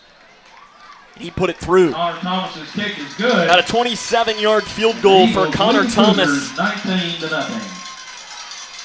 And it is 19-0 with 9 seconds. That's the half, ladies and gentlemen. The Eagles lead the Cougars 19-0. The PA announcer said that it's halftime, but Kaler, I think that says 9 seconds on the clock. No. The clock has to stop after a score. It does. There's 9 seconds on the clock. Well, now the band's trying to take the field. Are we going to have a Stanford Cal moment here? Let's hope not. The band is on the field. The band is on the field. Guys, there's a football game going on. Watch out. Yep, now the band directors realize, wait a second, that's 9 seconds, not 0 on the clock. Take Kaler. This is a good time for a kickoff return. Just going to say the same thing. I think that'd be just what the doctor ordered. Mm-hmm. But I think if I'm Graves County, I'm pooching. Yeah, I mean, I'm doing. Not giving them a chance. Well, they put 12 seconds on the clock. Why'd they put time back? I mean, there was 12 seconds prior to that last play, wasn't there? Yep. Yeah. They took the timeout at 12. So they put those 3 seconds back on. So that field goal didn't take any time, according to the official scores here. It didn't. It was a very fast kick. That's miraculous. Connor Thomas is that good. Mm-hmm. I guess they felt bad because they said at the end of the half. Yeah, I mean, your snapper and holder has to be really good too. Oh, we don't need to talk about long snappers and holders. Gonna have flashbacks. I don't know what you're talking about. The kick comes. And it's a pooch kick right at, and going down to catch that. It's a really nice play on the catch there by Ethan Mudd, I think, wasn't it? Yep. It was Ethan Mudd. 11 seconds, and you have the ball near midfield. Mm-hmm. I mean, you can get 2 plays off. You got 1 timeout, or you got 2 timeouts. You have 1. 1. So, Looking up there, it's got some confusing numbers up there on the. Not really sure. I guess the 2 is the yard line that's up there still. Okay. Cougars are going to have it. I think with 11 seconds, you got to try something here. You got to try at least 1 play if you're Brian Jones, especially since you have the ball on your own 48-yard line. Trips down here to the near side. 1 wide receiver to the left side. 19-0. Grayson County trails Graves County. Felty all alone. Van Meter shifts from the near side to the far side. Felty to pass. Has all day in the pocket. Now scrambles here towards the near side. He's just going to have to throw it away with 5 seconds on the clock here in the first half. And that's going to be intentional grounding, and that's the end of the first half, I believe, isn't it? Yeah, because it's a runoff. But I believe Brian Jones can take a timeout. He can use it, yep. It is a loss of downs because he didn't get the ball to the line of scrimmage. But I believe Jones can take the timeout if he so chooses. Or maybe they're just going to give him another play anyways. Now this changes things. Mm-hmm. It's back to the 40-yard line, so it's a loss of 8. I mean, it's 5 seconds. You're still going to take a shot. But I think back here, I'm trying to remember which Graves County game it was the last time we were here. Similar situation, and they scored on a screen for a touchdown to go up. My sophomore year. It was, and I couldn't remember which time we were here, but it was right before half because we were playing with them. And I could take one of those 2 here right now. Hmm? Jared Van Meter has the athleticism to make a play like that. Actually, no, I think it was my junior year they did that. I'm trying to remember. He'll be all alone in the gun. 5 seconds on the clock. Van Meter shifts. Fake the handoff to him. Felty's going to run it. Has nowhere to go. And that's the end of the first half of play.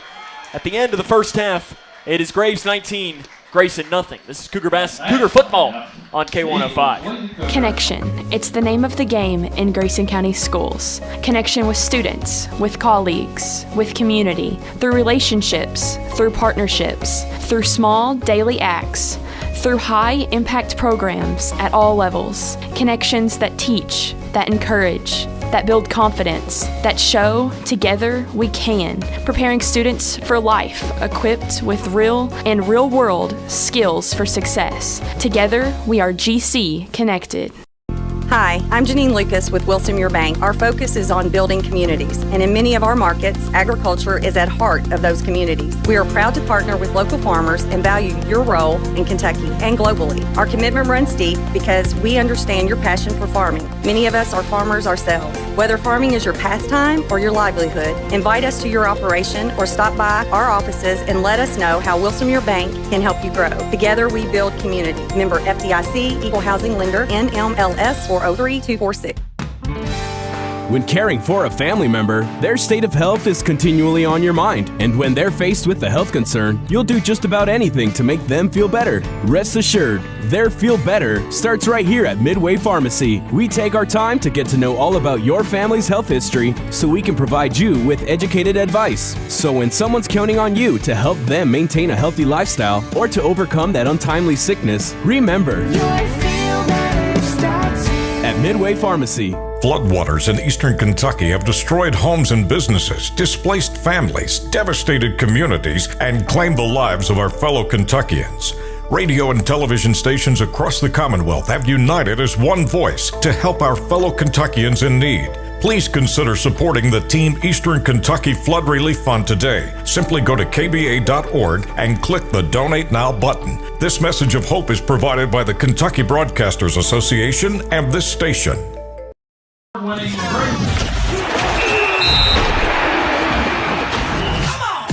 Cougar football on K105. Welcome back here to our halftime show on K105. Sam Gormley and Keeler Decker back with you. 19-0. Grayson trails Graves County here at the half. And Keeler, we're going to do this very quick because our Cougar conversation today, we got a lot of information that we want to get out there about a big event that's happening on campus. So we want to make sure that we don't take too much time right here. But really quick, your first half thoughts for Grayson. I thought the defense has actually played, contrary to what the scoreboard says, well. They've given up some fourth downs, but the first 3 downs, especially in the running game, they've stopped the running game extremely well. The offense has just not really used those opportunities well, and they've kind of struggled. And I mean, that last field goal, in my eyes, and I can say this because I'm the radio guy and they can't yell at me, was a bad call on a pass interference call. But that's part of the game. Mm-hmm. You got to keep trying, and luckily the defense held them to 3. They did. Which is huge because, I mean, 19 points is not an insurmountable comeback. It's not.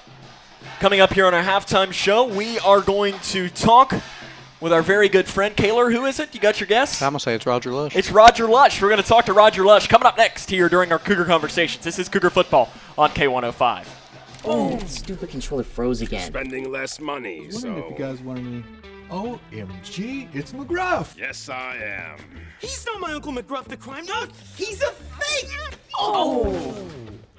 I am McGruff the crime dog.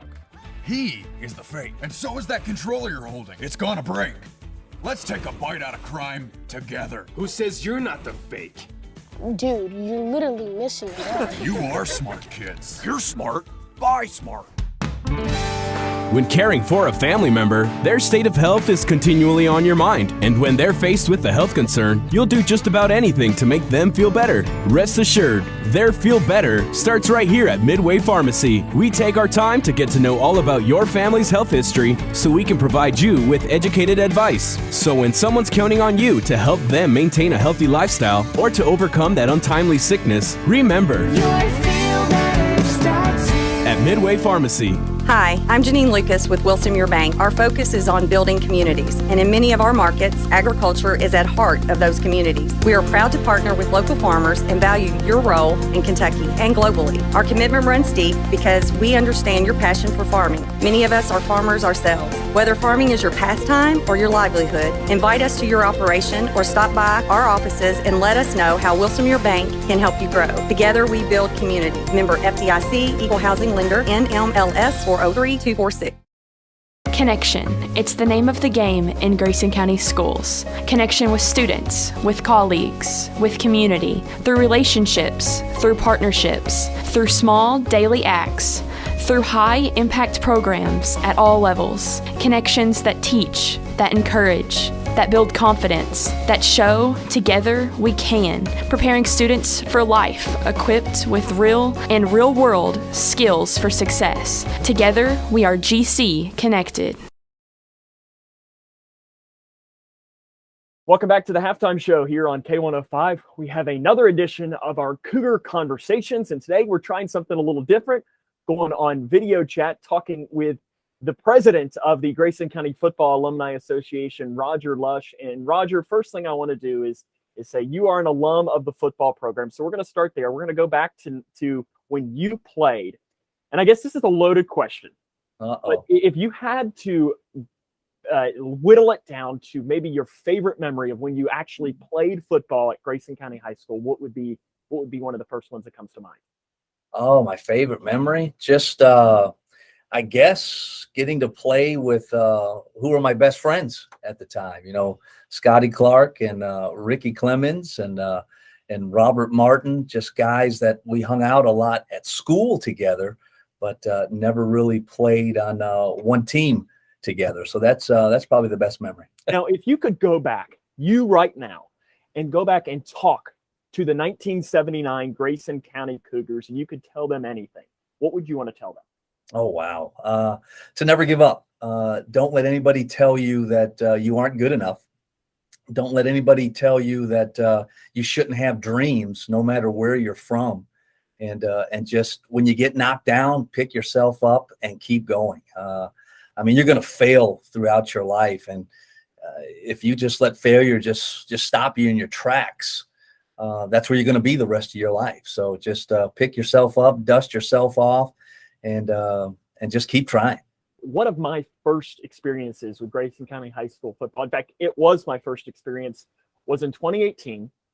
And it was, and I forget what they called it because they don't do it anymore. The basketball team calls it Meet the Cougar Night. And I can't remember what Coach Ed Smart called it, but it was pretty much Meet the Cougar Night, right, where they had the teams come through, maybe the blue-orange scrimmage. I don't remember what his term was for it, but that was the first time that I ever experienced that. And before that, you were inducted into correct me if I'm wrong, the first class of the football team's Hall of Fame. Am I right in saying that? It wasn't the first class. It wasn't the first. Okay. Yeah. You were inducted, though, I believe, that night in 2018. Right. I was inducted again with Scotty Clark, Ricky Clemens, Robert Martin, just to name a few from our graduating class. And now you can correct me if I'm wrong there. That night, though, pretty much was the birth of the Grayson County Football Alumni Association. Yeah, that is definitely correct. That was just kind of talking amongst friends, not only from our graduating class, but from the others that were near us, just reminiscing about the old days and just talking about, where is this person? What happened to this person? And it just happened right there. It just started with an idea and it just took off. Now, what was the reason behind you wanting to create it? It's probably the memory of Doug Thompson. We thought, Doug was part of the first class that the football team recognized in the Hall of Fame for the football side of it. And then we started talking about how he wasn't in the all sports Hall of Fame for Grayson County. And that just didn't seem right to us that to this day, he's considered, if not the best athlete, one of the best athletes to ever come out of Grayson County High School. And we just decided, we have to do something about that. And who else is, possibly out there in that same situation? So that's where it started, and that's why it started. Next Friday, as this is airing on September the 23rd, the Cougars, it's homecoming, but it's really homecoming because, as we just mentioned, 4 straight road games. They're going to be really happy to get home and be able to get back to the newly renovated Cougar Stadium. I know you're excited to probably get out and see that for the first time as well. What's going on? What's all planned on your end? Because it's going to be a lot of fun, right? Yeah, and it's actually it's started already, Sam. We've been very fortunate. In 2019 we started a partnership with Grayson County Alliance, and this has just grown leaps and bounds every year. We're very proud of the association itself. We do a lot of great things for the football program with our scholarship and helping out the boosters, and that's great. But I think we're just as proud or more proud of the fact of the alliance that we have with Grayson County Alliance with our food drive. It started off very small. The very first year we had 373 pounds of food, and I'm looking at last year where there was 3,333 pounds fed over, I think it was 14,000 plus meals that it produced. And it's just growing and growing and growing. So that's going on, starting already with some of the churches in the county and some of the businesses. Next week, all of the county public schools have joined us with this. And Grayson County High School is the one that started this last year with the suggestion from Coach Jones. So all the public schools are going to be participating in Spirit Week and going to be collecting canned goods and food products throughout the weeks. We have our farmers market restaurant, again, who is doing what they have done ever since they have kind of partnered up with us. They'll have the jerseys on next week of the Cougars. You'll see all of their employees wearing that, and they'll have a station there that will be collecting goods. I mean, we're going to have fun. We're going to have music. We're going to have games. We're going to have a tailgate. We're going to have door prizes. We're going to have a silent auction, and it's kind of simple because it's not going to cost anything to anybody who wants to participate except for a couple of canned goods. But we're hoping just for the camaraderie and getting together and supporting not only the football program, the school itself, but the county itself with Grayson County Alliance. We just love how it just keeps growing each year. You don't have to be a former football player to attend this tailgate. That's exactly right. About the second year of our existence, former Cougar coach, Cougar player, Cougar Hall of Fame member Danny Clark, we kind of wrestled around with the membership to get a little bit more activity from our alumni, not just football players, but from the school itself. And when we opened it up to anybody who graduated from Grayson County High School, and then we even took it a step further. If you just want to support Grayson County football, whether you're a graduate of the high school or not, if you just want to support the football program in the high school, you know, we're over 530 members strong right now. And man, we just couldn't be more proud of what our members, and the truth be known, our non-football players are the driving force of this association. It's just incredible. Next Friday night, Cougars will take on Muhlenberg County. It'll be a great event. Things start about 3:30, correct? Right. We're going to open up about 3:30. We're just going to have Brother Wayne Clemens, who again was another football player, who is a Football Hall of Fame member. He's going to open us up with opening prayer, and then again, it's going to be a simple tailgate. Don't expect anything from us as far as food and drink. We're just going to have the place.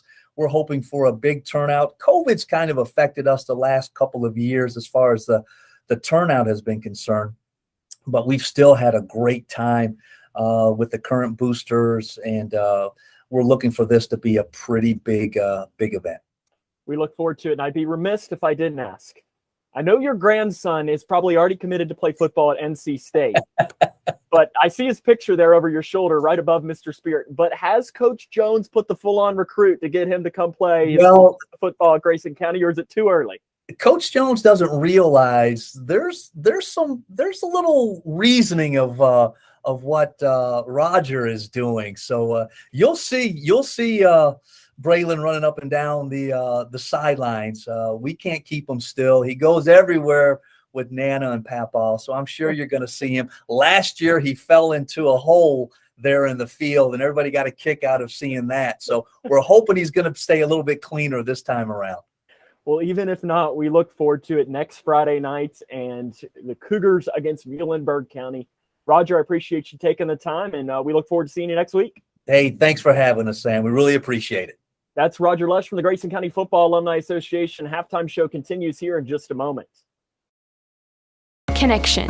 It's the name of the game in Grayson County schools. Connection with students, with colleagues, with community, through relationships, through partnerships, through small daily acts, through high-impact programs at all levels. Connections that teach, that encourage, that build confidence, that show together we can, preparing students for life, equipped with real and real-world skills for success. Cougar football on K105. Welcome back here to Graves County High School, where Grayson County trails 19-0 at the half. We want to thank Roger Lush for giving us the time to talk about next week's homecoming festivities. It's really going to be homecoming for Grayson County after 4 straight games here on the road. It's the longest stretch since 1979 when Roger was a senior in high school. That shows you how long it was back when last time Grayson County played 4 games in a row. Kaler, in about 30 seconds or less, what does Grayson need to do here to come back after trailing 19-0 here at the half? Well, defense, you really don't have to change anything on the ground game, but on the air, you really do have to shore some things up on the back end. And offensively, you just got to capitalize on their mistakes and win first down. That's the keys to the game in the second half of play. Grayson trails 19-0. The second half is next here on K105. Floodwaters in eastern Kentucky have destroyed homes and businesses, displaced families, devastated communities, and claimed the lives of our fellow Kentuckians.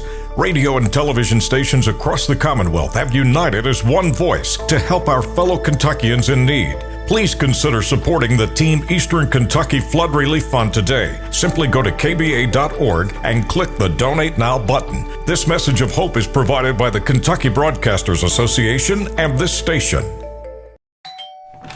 Hi, can I help you? I just wanted to say thank you. Bye. Can I help you? Yeah, just wanted to say thanks. For what? For all the money that's been flying out of your drafty windows and doors this winter. It's just so generous of you. So, we wanted to say thanks. We? Yeah, the whole neighborhood's here. Stop throwing your money out the window. Visit us at Future Designs Building Materials on Quarry Road in Litchfield. We know windows and doors. The builder's choice. When caring for a family member, their state of health is continually on your mind. And when they're faced with a health concern, you'll do just about anything to make them feel better. Rest assured, their feel better starts right here at Midway Pharmacy. We take our time to get to know all about your family's health history so we can provide you with educated advice. So when someone's counting on you to help them maintain a healthy lifestyle or to overcome that untimely sickness, remember, your feel better starts here at Midway Pharmacy. Hi, I'm Janine Lucas with Wilson Muir Bank. Our focus is on building communities, and in many of our markets, agriculture is at heart of those communities. We are proud to partner with local farmers and value your role in Kentucky and globally. Our commitment runs deep because we understand your passion for farming. Many of us are farmers ourselves. Whether farming is your pastime or your livelihood, invite us to your operation or stop by our offices and let us know how Wilson Muir Bank can help you grow. Together we build community. Member FDIC, Equal Housing Lender, NMLS 403246. Cougar football on K105. It's the second half here from Mayfield. Grayson County trails Graves County 19-0. It'll be the Eagles' ball to start half number 2. And Kaler, this is an interesting situation for Grayson County, and it almost seems like Graves, the way that they're lining up, they might be expecting a little bit of maybe an onside kick. Yeah, or they're trying to build a wedge almost with that return game, but they're leaving that middle of the field open, which is kind of interesting. See what Brian Jones might. Jackson Kane last season had what, maybe 7 onside kicks? I feel like all of those came against Muhlenberg. He did. He had that one game where he had a lot, and then he had another one against McLean County, maybe? Maybe. I think it was. Trying to remember here. If I was good at my job, I would have written that fact down. Maybe one day. You'll get there. Maybe one day. Maybe one day. Maybe one day I'll be as good as our director, Chase Blaine, is at directing. Maybe one day. He has very big shoes to fill. Jackson Kane to kick away to Graves County. It's the first time the Grayson County kickoff team has been on the field. And it is, just a short little pooch kick. It's off the hand of one of the upbacks. It's picked up, though, by Graves County at the 20-yard line across the 25, breaking a tackle at the 30, being slung down at the 35-yard line on the return. And that's where Graves County is going to start. And Kaler, really on offense, they had some big plays, but they really weren't consistent. No, it's been the big plays that have hurt us. And on the ground, they have 33 yards. But if you look on the air, they have 172, and most of those have just been giant chunk plays. It's not been like they've methodically moved down the field. It'll be 1st down and 10 for Graves County. Ball placed on their own 35-yard line. Gregory in the shotgun. Hands it off to Katzman, right side. And again, he takes it up off of that right side and is wrapped up after a pickup of maybe about 3 yards. As he went right along that right side of the line. Jackson Kane looked like he might have been the first man in there. And for Kane being a guy that is primarily a goalkeeper in soccer, he can play some good defensive line. Yes, and he's a bigger kid. He's physical, and he likes to hit people. I mean, I've been at practices where he's cracked other kids. Give him 4 yards. 2nd down and 6. Cougars loading the box. Gregory to pass over to the far side at the sticks. Pass complete, trying to turn around the corner, going backwards and spinning down near the first down marker. Pass was complete to Goodman. And Goodman had the first down by about 2 yards. And he ran back. And he ran backwards, and they are going to give him the first down. It was very close, but in fact, it looked like he got it right to the 45-yard line, which is where he needed to go. But he had the first down by about 2 yards and then went backwards. Hurry-up offense now for the Eagles. Handoff Katzman. Dives across the line. Again, contact was made, and he picks up about 2. That was Colby in the Gets it backfield up to the again. 47-yard line. Mentioned Colby Chafin's in on the tackle. 10 minutes, 55 seconds left in quarter number 3. 19-0. Graves County leads Grayson County. Cougar defense needs a stop to try and see if the offense could make some adjustments at the half. See what they might be able to do.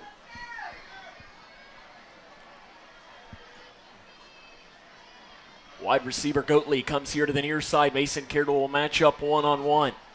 Gregory to pass, 3-step drop, throws over the middle to Goatley. He was kind of in the zone, breaks a tackle, is hit from behind as he crosses the first down marker. And Goatley gets down to That's good for another about the 41-yard line, and another first down for Graves County. That's great anticipation by that quarterback. Whenever he threw the ball, he was not open, but he knew that he was going to be in an in-breaking route, and he was going to come free from that zone as he was going to run through the ball. 11 yards on the first down for the Eagles.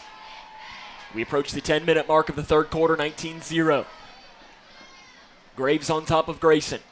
The Eagles are marching one more time. Screen to the far side, complete and blown up immediately. Nice defense by Grayson on the far side of the field. Called by Goodman.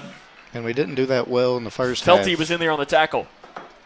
We didn't do that well in the first half on the screen. We kind of let them catch it, and then we decided to get off the block. But if you get there before the block can even get to you, it's a lot easier to tackle.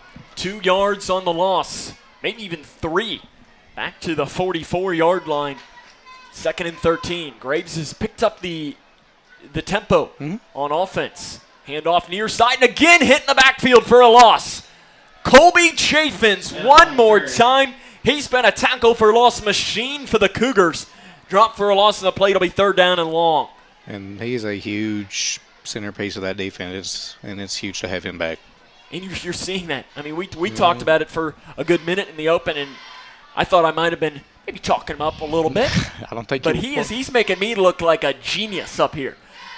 Might need to buy him a Coke later. Faking the handoff. Screen to Goatley at the 45-yard line. Turns upfield at the 40. Wrapped up from behind. Colby Chafin's one more time. Goatley carries it down to the 37-yard line. That's an 8-yard pickup. It's going to be 4th down and about 6. Yep. Now it's decision time. Interesting decision here for Nick Holt. They've They've been very good on 4th down tonight, and they are going to go for it. Typically, once they get it on 4th down, they score in about 1 or 2 plays. So, I mean, I see why they're going for it. 2 wide receivers to the right, 1 here to the near side. Gregory, 3-step drop, steps up, throws over the middle, complete, first down, inside the 20-yard line. Another 4th down conversion for the Eagles down to the 15-yard line. That's 22 yards. Kendall Lawrence catches it for a first down, Eagles. And that is another backbreaker, Kaler. And that's been the story of the game. Yep. That's now 3 4th down conversions for the Eagles. And that's huge. 3 of 3 on 4th down. 2 to the right, 1 here to the near side. Got an extra blocker on the left side of the line. It's going to shift, misdirection, right side, handoff. Late penalty flag comes in from the back side from the umpire. And that usually might mean holding. Let's hope that that's what it is.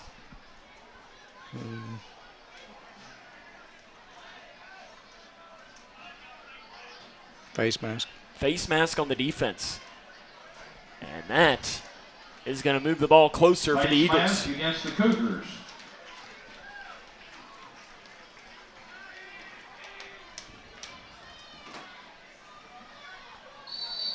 The ball is going to move down now to the 5-yard line. Graves County, first drive of this half, started all the way back at the 35-yard line. They now have it first down and goal from the 5. Under 8 minutes left in quarter number 3. They lead 19-0. Gregory in the gun. High snap, handoff, Katzman, right side, gets around the corner. He's into the end zone. 5-yard touchdown run by Katzman. And Graves County now leads 25-0.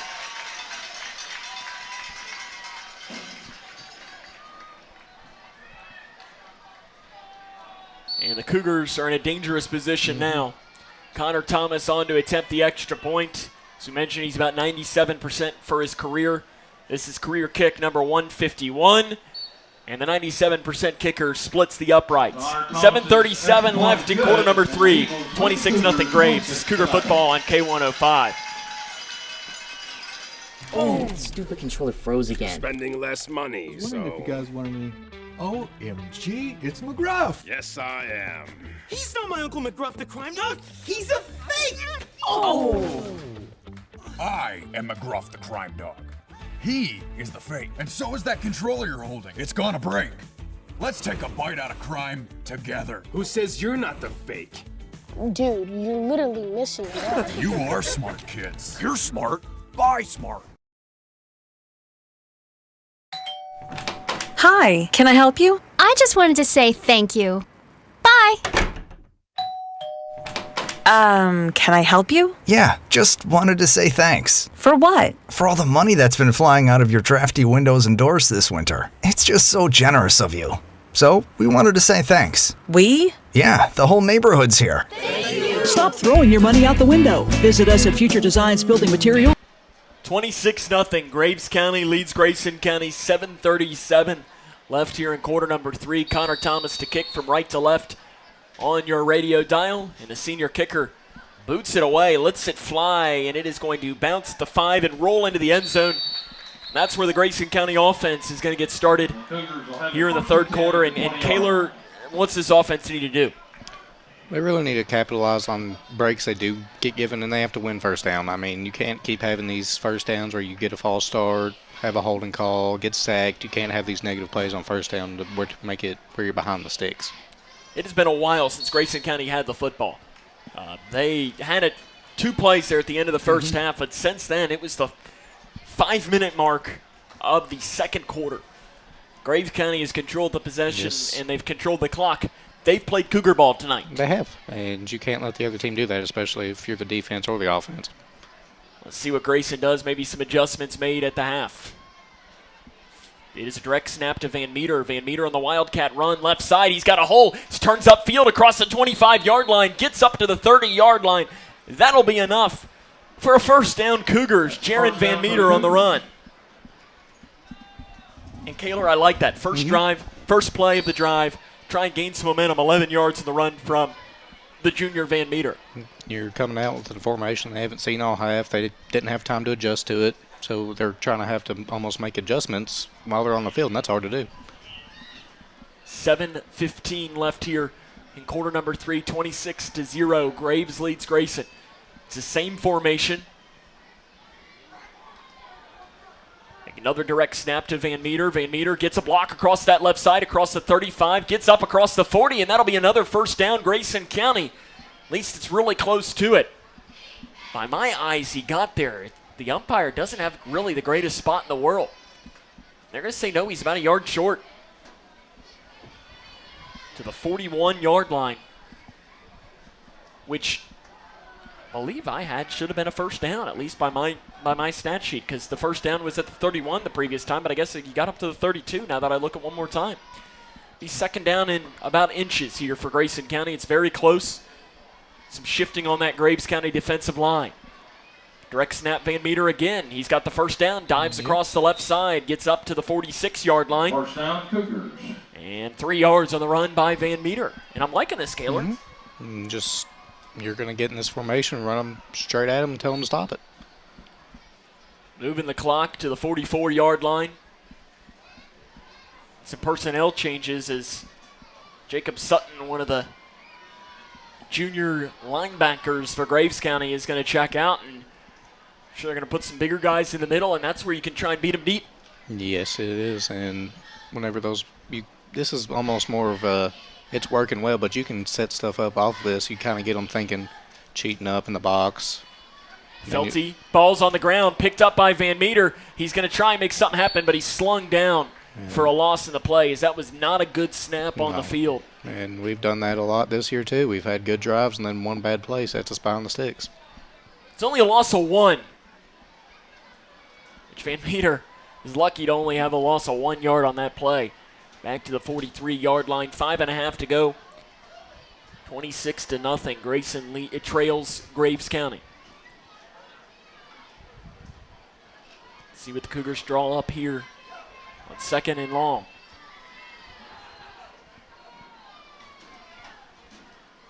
Felty and Van Meter remain in the backfield. We've honestly seen this formation from Graves a little bit. Wildcat, run, Van Meter, right side, and that time Graves drops him for a loss of 1 yard back to the 42-yard line, where they kind of put an extra blocker on that right side of the line, kind of offset. Nice Tubbs on the stop. Graves put 8 in the box that time and almost cheated that corner in to make it 9. It'll be 3rd down and 12 for Grayson. 4.5 left in quarter number 3, 26-0. Grayson trails Graves. 2 to the left, 2 to the right. Bruce will join Felty to his right in the backfield. Van Meter is in the slot. Felty looks to throw. It's a screen to Bruce at the 45-yard line. Turns upfield, gets across the 50-yard line, and he might have gotten the first down. It'll all depend on the spot as he gets down to the 46, which is where he needed to get. The spots have not been kind to Grayson tonight. The umpire is down after the play. Might have got hit. And trainer Scott Bowman for Grayson County is going to run out there and check on him. Scott's always here. Even if it's a player, and you know, umpire, he's ready. And you know what? I'd be remiss if I didn't mention it because I'm ashamed of myself for not mentioning it earlier. I want to give a congratulations to Scott and his family. Just had a new baby in the family earlier this month, a couple of weeks ago. I know Mom is doing great. Now, when I talked with him earlier, I asked him, I said, are you driving down here as there's a timeout on the field right now? And he said, no. He says, I haven't gotten any sleep, so I don't trust myself to drive. And I said, oh, well, that makes sense because you are a new father. So congratulations to Scott. And let's hope the umpire is okay. Appears that he is. I'm sure he is. He's tough. I don't know who he is, but he looks tough. What's that look like? Looks like he just got a stinger. Oh, no, I was asking you, how do you know he's tough? Like, what's that look? And when you're down for a couple seconds, you just get right back up. Oh, now he's getting evaluated. What's he getting evaluated for? They are going to look him up. Maybe concussion protocol? I want to say if this is the umpire, maybe is he just getting he's getting an ibuprofen, it looks like, or a Tylenol or something. Just pop one and go. Hey, he just threw him a pill or something. He's ready now. Good. Can't be missing an umpire. That'd be bad. This is I think they call them the Penny Ryle officiating group. Maybe they need to get an endorsement from Advil. So I think that's what he just popped right there. If you need him, he's the umpire tonight in Mayfield. Advil, I know you're watching.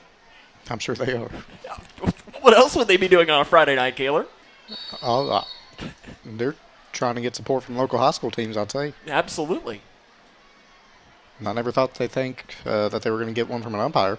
Absolutely, that's right. 1st and 10 for Grayson. Ball placed on the Eagles' 46-yard line. Direct snap, Van Meter, left side, got a hole. Gets up there, down to the 40-yard line. Can give him about 5 yards on the run. Grayson, Kaler, I believe this is their first play snapped in Eagle territory tonight. It is. That's huge. All right, they've been playing. I haven't had great field position. No. At all tonight. There's the hidden yardage just killed them, especially with that territory, that field position battle. It was one of those. I know one of your keys to the game was winning the kickoff battle, and haven't. Thomas has kicked him over their head a couple of times. 3.5 left here in quarter number 3. Graves leads Grayson 26-0. Bruce shifts in the backfield. Direct snap, Van Meter. Right side, bottled up, maybe down to the 39, and like Jaron Van Meter does, he's still fighting. I will say he plays a lot bigger than what he actually is. And he's one of those guys that I'm sure Brian Jones would love to have 22 Jaron Van Meters. Maybe not as your left tackle. But still, the thing with Jaron Van Meter as your left tackle is he's going to put his heart in the line. Absolutely, and I think you can't teach that. No. You can't teach heart. You can't teach will. You can't teach desire. No, that's all intrinsic, and you can coach a lot of things, but that's one of them that you're not going to be able to. The third down in short coming up for Grayson. About 3 or 4. 4 down territory, presumably. Waylon Bruce shifts back and forth in the backfield. Direct snap, Van Meter left side, diving towards the first down. He's driven backwards. Going to depend on forward progress. It's very close, but I think he might be half a yard short. Yeah, I'd say he's a little short. Maybe 1 or 2. We'll see. It looks like maybe 1. Obvious 4 down territory for Grayson. You got nothing to lose here. And the way you've been running the ball out of this formation, it should be a no-brainer. As he gets it to the 37, and he needed to get to the 36. It'll be 4th down. In fact, it's even shorter than that. It is 4th down in inches for Grayson County. It's at about the 36.25, and they need to get it to the 36. Got to hurry up, though. Graves is shifting in one of their big defensive linemen, and I think we're going to have a timeout on the field taken by Grayson County with 1:54 left here in the third quarter. We'll take it with him. This is Cougar Football on K105.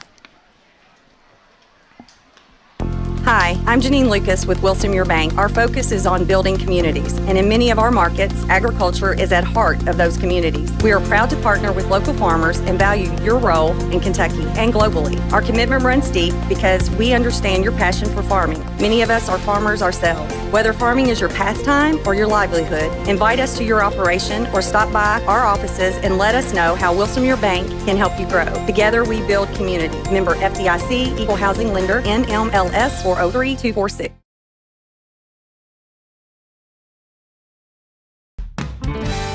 When caring for a family member, their state of health is continually on your mind. And when they're faced with a health concern, you'll do just about anything to make them feel better. Rest assured, their feel better starts right here at Midway Pharmacy. We take our time to get to know all about your family's health history so we can provide you with educated advice. So when someone's counting on you to help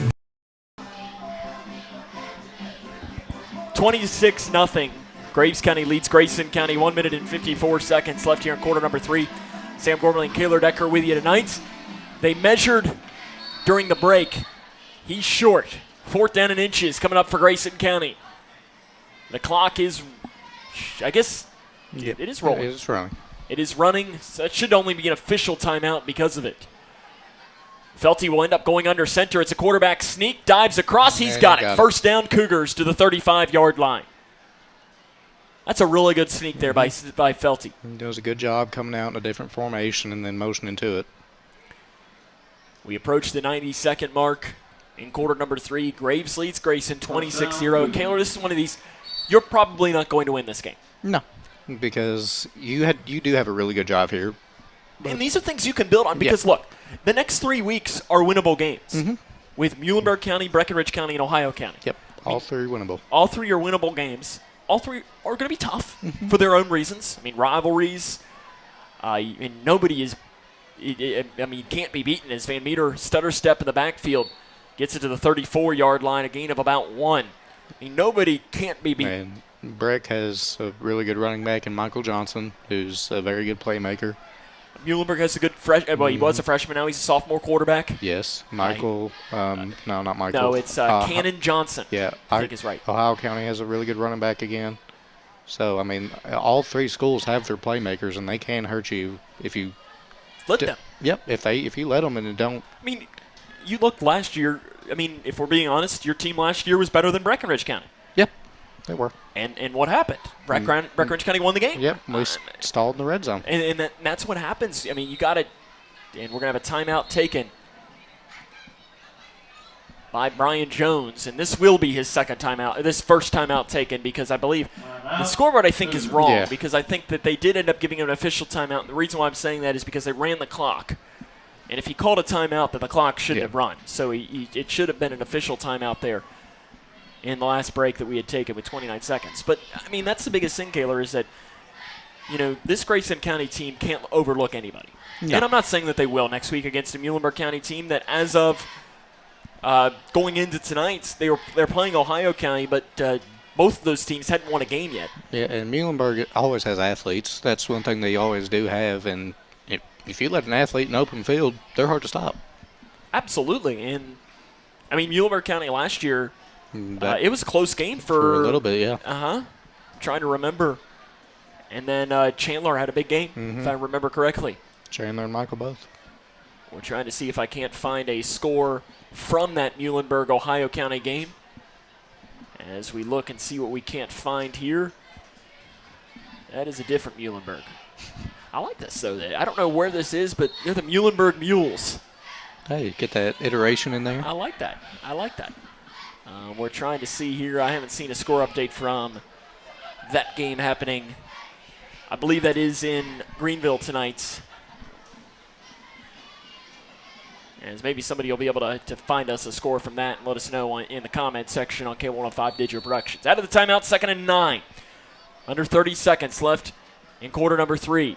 Felty in the gun. Van Meter to his left. Kind of a low, slowing snap. Throwing it up. Jumping up to grab it and incomplete. This is intended on the far side of the field for Grayson Chaffins, I believe. He tried to jump up and grab it, but it falls incomplete. Man, they'd been setting that up a little bit and been running out of that formation for this whole drive, and then they tried to hit him with the shot over top and missed it. It'll be 3rd and 9 for Grayson. Dude, the way that the line was moving back, I almost thought that there was a penalty that I'd missed. No. I think they're just making sure Graves, I guess, doesn't hear the play call. Make sure you don't hear it. Man, they're getting the line quick. Man, they got to go. Line quick. They got to go quick. 5 on the play clock. 3, 2, 1. They do get it snapped. Felty to pass. Sets up the screen. It's blocked and intercepted. And they got a lot of blockers to work across the far side. 40, 30, 25, 20. And being brought down inside the 20-yard line on the interception. Austin Feltz, the junior, intercepts the pass. And Graves County has it in the red zone with 13 seconds left in quarter number 3. And that's where the height of Hunter Felty hurts. And what you got to do in those situations is find more of a window instead of trying to get it over them, because Graves County always does have height up front, and you kind of almost have to change your arm angle, whether it's a 3/4 or a half arm, side arm, to try and fit it between a window if you're going to throw that. Ball will be placed on the 18-yard line of Grayson County. It's 26-0. Graves leads Grayson. A wide receiver on each side. In the gun goes Gregory.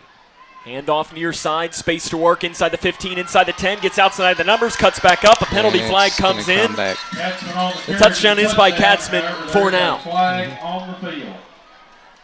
Looks like around the edge. It's going to be a hold. Jerry got held. And they're blocking the back.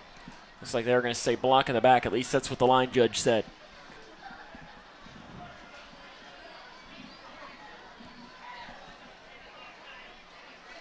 Illegal block in the back called against Graves County, and I think the official accidentally hit Caden Goodman. Was running off the field as he was pointing towards and just gave him like a chop or something across the neck. And I do see a score here. Ohio County leads Muhlenberg County 21-13, thanks to Luke Duke on YouTube, who lets us know that. So there's the score of that game. Close game. 26-0 is our score. Graves on top of Grayson, throwing on the slant, complete to Goatley at the 15, and that's where he's ramped up. Really nice tackle there to end the third quarter. I think Mason Carroll was in there for the tackle for Grayson County. We're through 3. It is 26-0. Graves leads Grayson. This is Cougar Football on K105.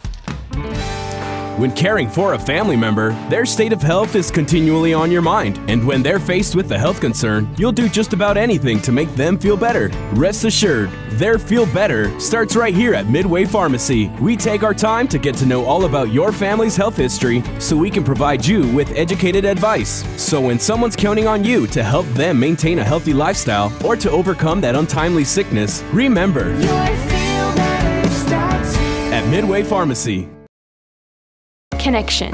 It's the name of the game in Grayson County schools. Connection with students, with colleagues, with community, through relationships, through partnerships, through small daily acts, through high-impact programs at all levels. Connections that teach, that encourage, that build confidence, that show together we can, preparing students for life, equipped with real and real-world skills for success. Together.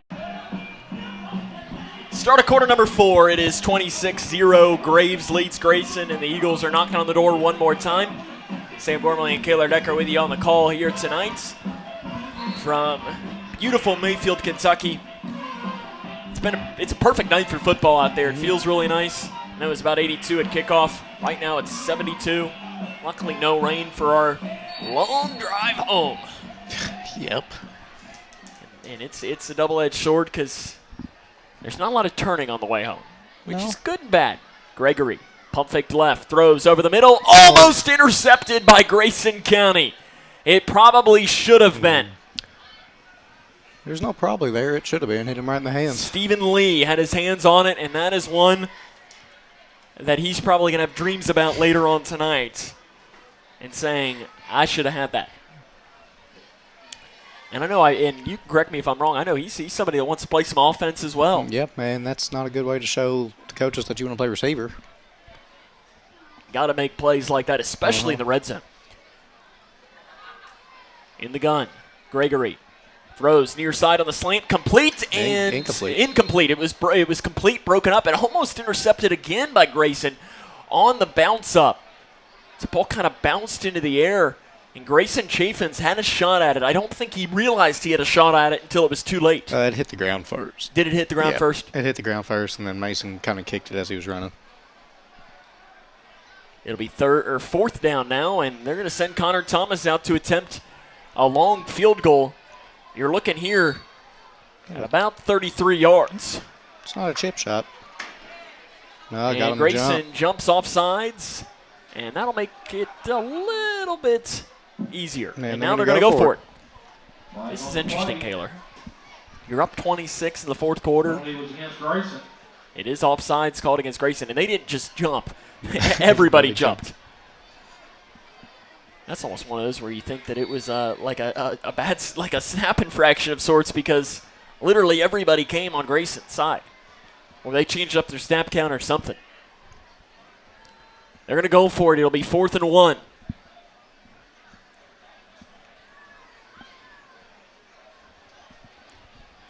They have their power back in, so I'll be looking for RPO over the middle or just straight a handoff. Gregory, handoff, right side, first down. And a few more for Graves County as they get it down inside the 10-yard line. Down to, about the, maybe about the 7. That's good for another Eagle. First down. 11:43 left in quarter number 4, 26-0. Graves County leads Grayson County. And the Eagles are knocking on the door trying to punch in another touchdown late in this game.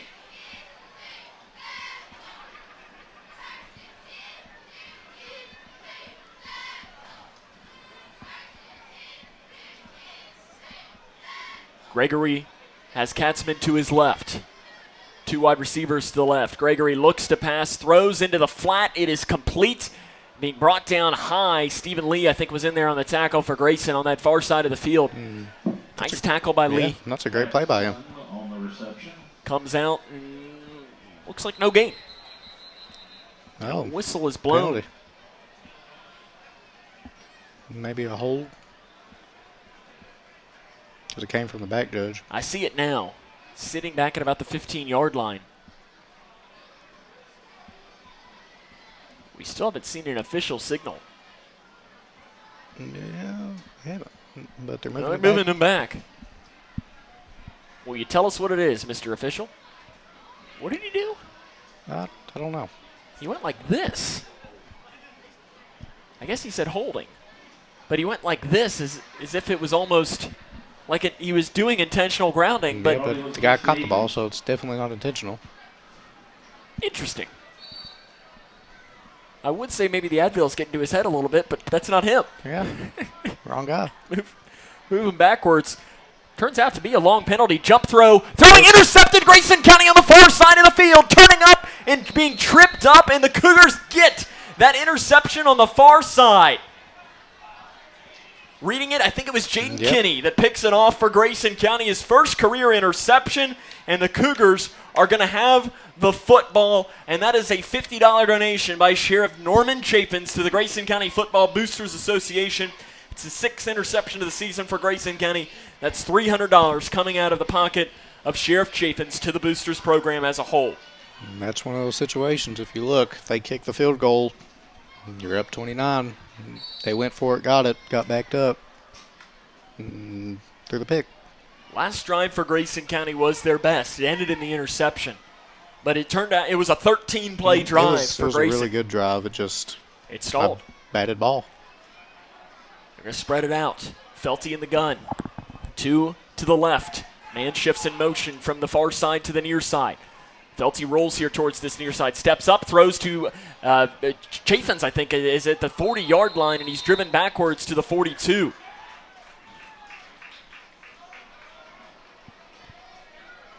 Nice completion there. And I like that. Get Hunter out of the pocket. That's how he's best. Yep. To the 41-yard line. Especially, I mean, we talked about this a few minutes ago on the interception. Hunter's not the biggest guy in the world. It's another thing. You can't coach size. No. I'm sure you would love to have been 3 inches taller as a quarterback. I'd love to be 6'1 or 6'2. I had about another 25, 30 pounds. Yeah, and it changes everything. But when you get outside the pocket, it allows you to see the field a lot better, especially. I mean, you're the same thing. You're a little taller than Hunter, but it's not like you're Josh Allen. Felty rolls out here towards the near side. He's going to have to get it away. Throws, and it is in. Yeah, I hope it's incomplete, but I think it's going to be complete, which is going to be for a big loss. That's one as Mason. You have to realize where you are and just let that one almost bat it down and just play the next play. Carroll does catch it, and he's going to end up losing yardage back to the 45-yard line. That's a negative 4-yard catch. For Mason Carroll, it'll be 3rd down and about 7. That was a good play, though, by Felty to get it away. It was a smart play. Don't try to force anything. Don't take the sack either. 9:24 and counting left in tonight's contest. 26-0, Graves leads Grayson. Felty looks like he's going to call a timeout right before the delay of game. They do get it off. 9:12 left in tonight's game. 26-0, Graves leads Grayson. It's Cougar football on K105. Oh, stupid controller froze again. Spending less money, I was wondering if you guys want any. OMG, it's McGruff. Yes, I am. He's not my Uncle McGruff the crime dog. He's a fake. I am McGruff the crime dog. He is the fake, and so is that controller you're holding. It's gonna break. Let's take a bite out of crime together. Who says you're not the fake? Dude, you're literally missing it. You are smart, kids. You're smart. Floodwaters in eastern Kentucky have destroyed homes and businesses, displaced families, devastated communities, and claimed the lives of our fellow Kentuckians. Radio and television stations across the Commonwealth have united as one voice to help our fellow Kentuckians in need. Please consider supporting the Team Eastern Kentucky Flood Relief Fund today. Simply go to kba.org and click the Donate Now button. This message of hope is provided by the Kentucky Broadcasters Association and this station. Whistle blown as they came out of the timeouts. Offsides? Is that what he says? No, the official's looking back at the Graves County sideline. Is he telling the band to be quiet? I believe the band can play in football. Not whenever the play's getting ready to go on now. 26-0, 9-12 left in quarter number 4. Man shifts in motion. Felty fakes the handoff. Looks to throw. It's setting up the screen to Bruce. Turns upfield. He's left short of the first down marker. It's going to turn out to be 4th down and about 4 for Grayson County as they get it up to the 42-yard line. Sam Gormley and Kaylor Decker with you here on the call from Mayfield, Kentucky. Grayson County trailing Graves County 26-0. It's been the big play tonight for Graves County. And Cougar defense not being able to get off the field on 4th down. I mean, Graves is 3 of 3. If they're 1 of 3, this is a completely different ballgame. Yes, it is.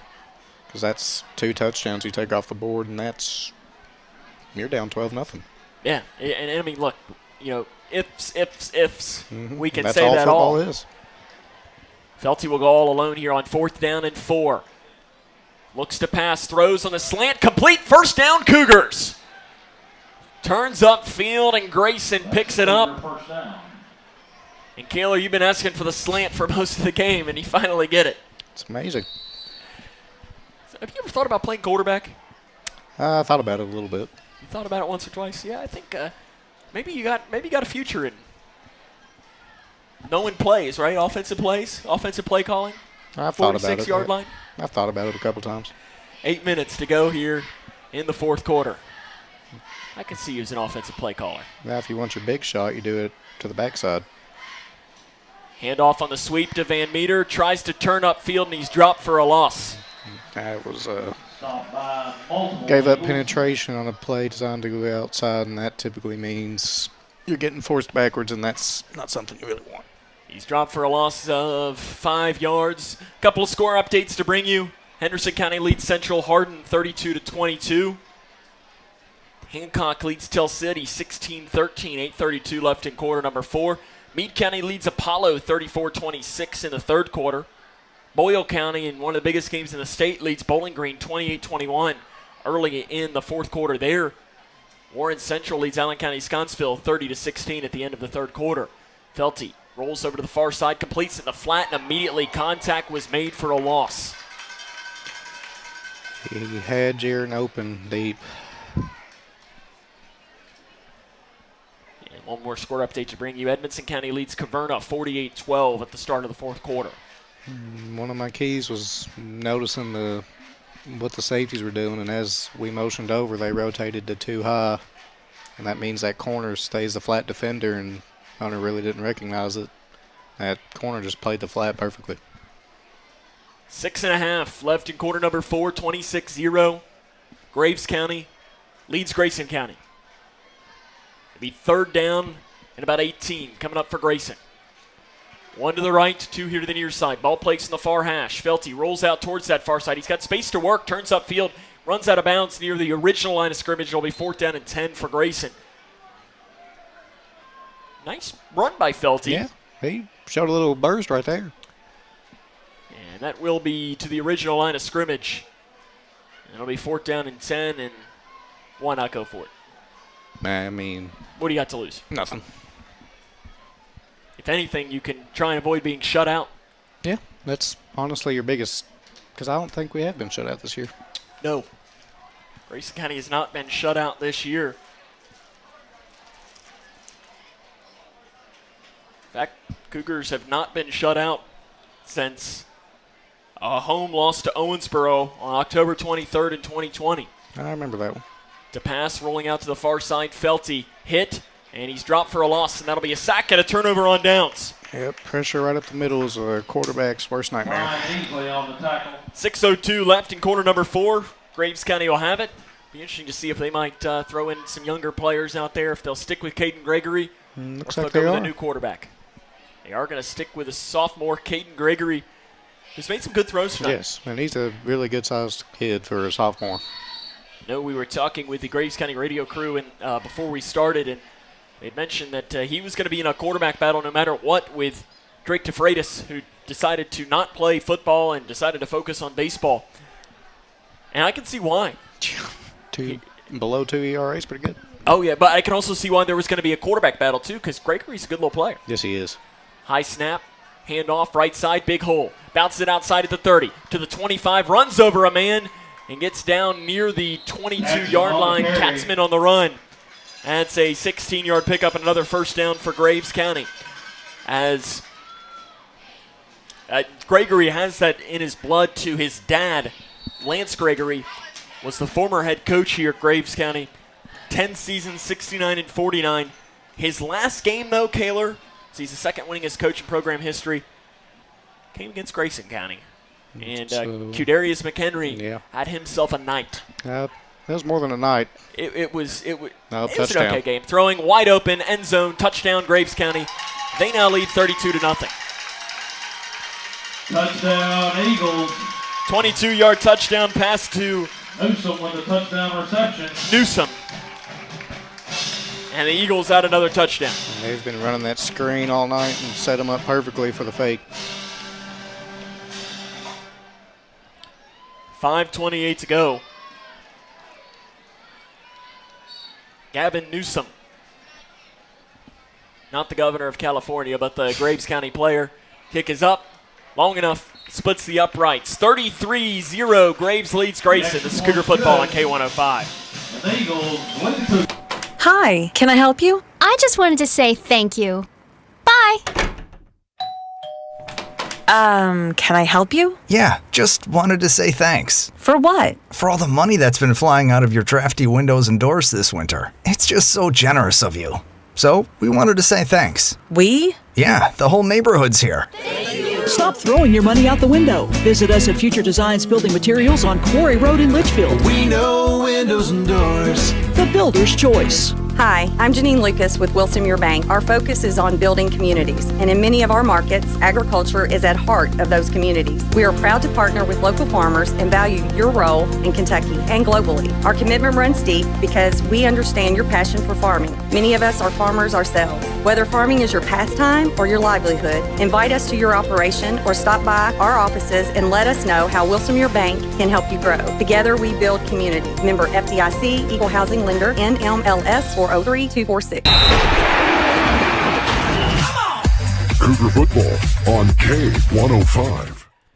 Grayson County trails 33-0, 5.5 to go here in tonight's game. Connor Thomas will kick it right up the middle. Van Meter, kind of a weird bounce, will pick it up at the 15-yard line. He's across the 20-yard line, turns upfield. He's got space to work across the 30, and he's brought down across the 35-yard line. One man to beat, and that's the man who came down and brought him down. So he gets up to the 36-yard line, 5:21 to go. And, Kaylor, what do you want to see here from this offense? I just want to see some points. Last time we got shut out, I think, was 2 years ago. It's 2 years ago against Owensboro. And you can even throw a little bit of an asterisk on that because you remember what was the interesting part about that game? It was a monsoon. Monsoon and a weather delay. And it was against Owensboro. Yeah, Gavin Lim said he's pretty good. Yeah. Playing just a little bit in the Big Ten right now. No, just a tad. I don't know if he's still technically a freshman or what since he went there halfway or if he's a sophomore or what. Direct snap, Van Meter. Right side runs. And he gets up across the 40-yard line, up near the 41. Give him about 5 yards on the run. We approach the 5-minute mark of tonight's game. And I think, Kaylor, I think you're right.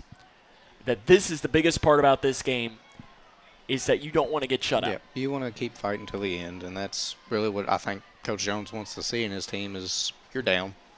You've been hit.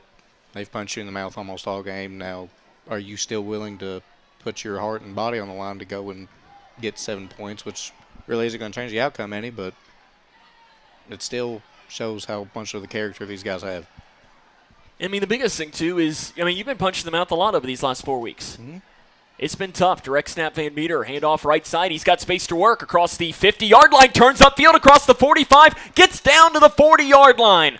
Nice run by Jaron Van Meter, 19 yards and a first down, Cougars.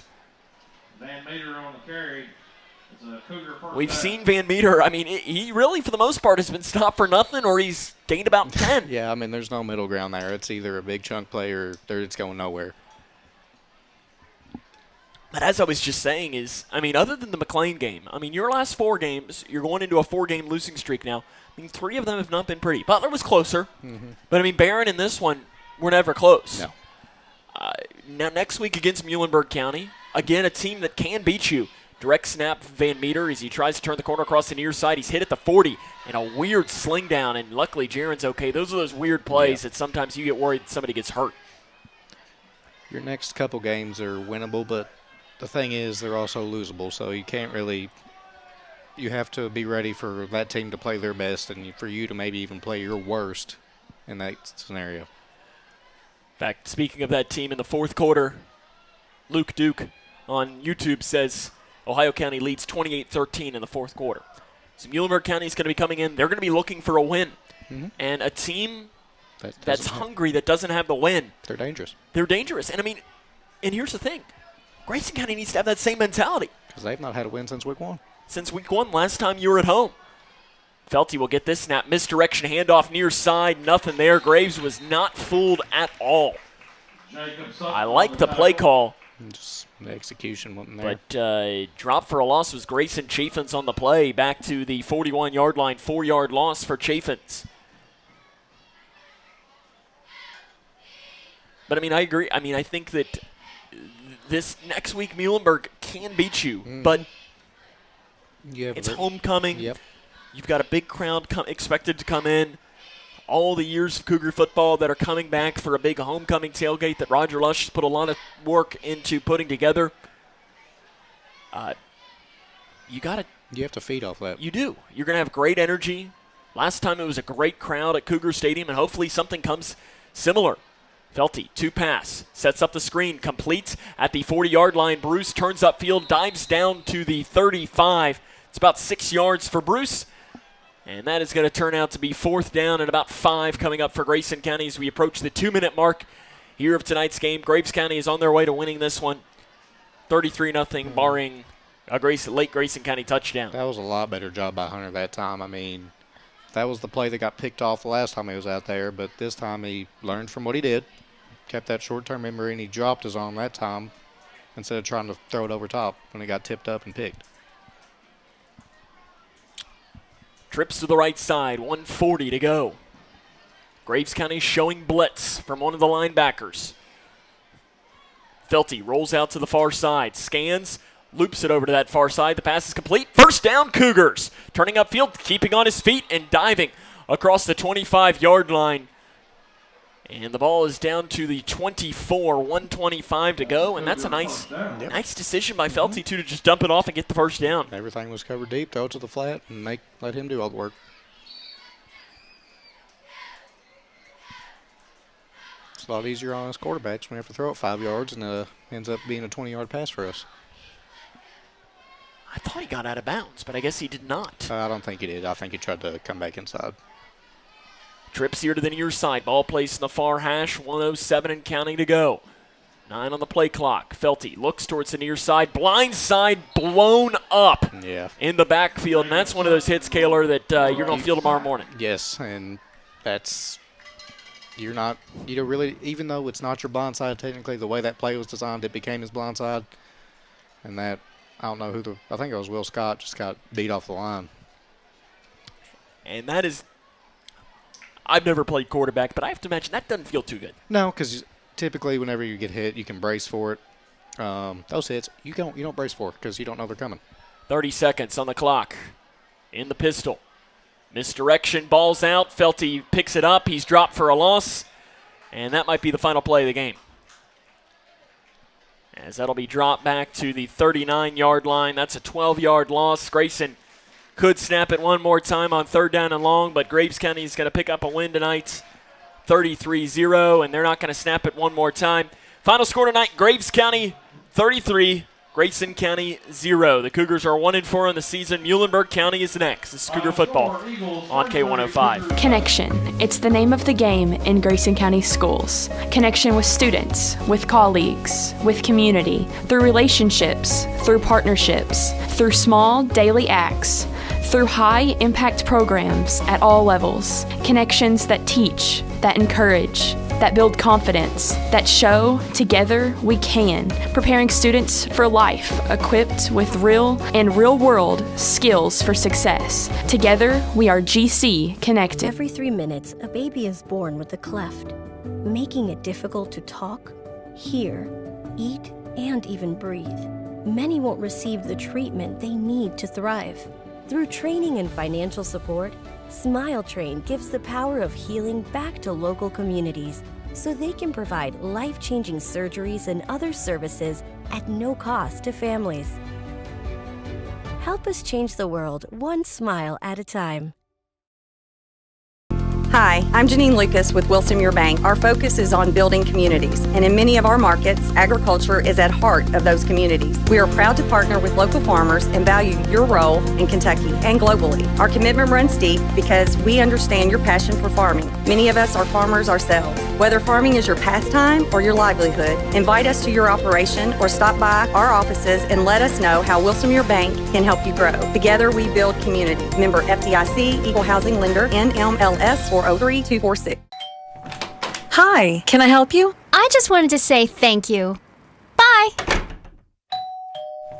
Can I help you? Yeah, just wanted to say thanks. For what? For all the money that's been flying out of your drafty windows and doors this winter. It's just so generous of you. So, we wanted to say thanks. We? Yeah, the whole neighborhood's here. Thank you. Stop throwing your money out the window. Visit us at Future Designs Building Materials on Quarry Road in Litchfield. We know windows and doors. The builder's choice. Oh, stupid controller froze again. Spending less money, Wondering so. if you guys want any. OMG, it's McGruff. Yes, I am. He's not my Uncle McGruff the crime dog. He's a fake. I am McGruff the crime dog. He is the fake, and so is that controller you're holding. It's gonna break. Let's take a bite out of crime together. Who says you're not the fake? Dude, you're literally missing it all. You are smart kids. You're smart. Buy smart. Connection. It's the name of the game in Grayson County Schools. Connection with students, with colleagues, with community, through relationships, through partnerships, through small daily acts, through high-impact programs at all levels. Connections that teach, that encourage, that build confidence, that show together we can, preparing students for life, equipped with real and real-world skills for success. Together, we are GC. When caring for a family member, their state of health is continually on your mind. And when they're faced with a health concern, you'll do just about anything to make them feel better. Rest assured, their feel better starts right here at Midway Pharmacy. We take our time to get to know all about your family's health history so we can provide you with educated advice. So when someone's counting on you to help them maintain a healthy lifestyle or to overcome that untimely sickness, remember, at Midway Pharmacy. Floodwaters in eastern Kentucky have destroyed homes and businesses, displaced families, devastated communities, and claimed the lives of our fellow Kentuckians. Radio and television stations across the Commonwealth have united as one voice to help our fellow Kentuckians in need. Please consider supporting the Team Eastern Kentucky Flood Relief Fund today. Simply go to kba.org and click the Donate Now button. This message of hope is provided by the Kentucky Broadcaster. Grayson County falls tonight on the road at Graves County by a final score of 33-0.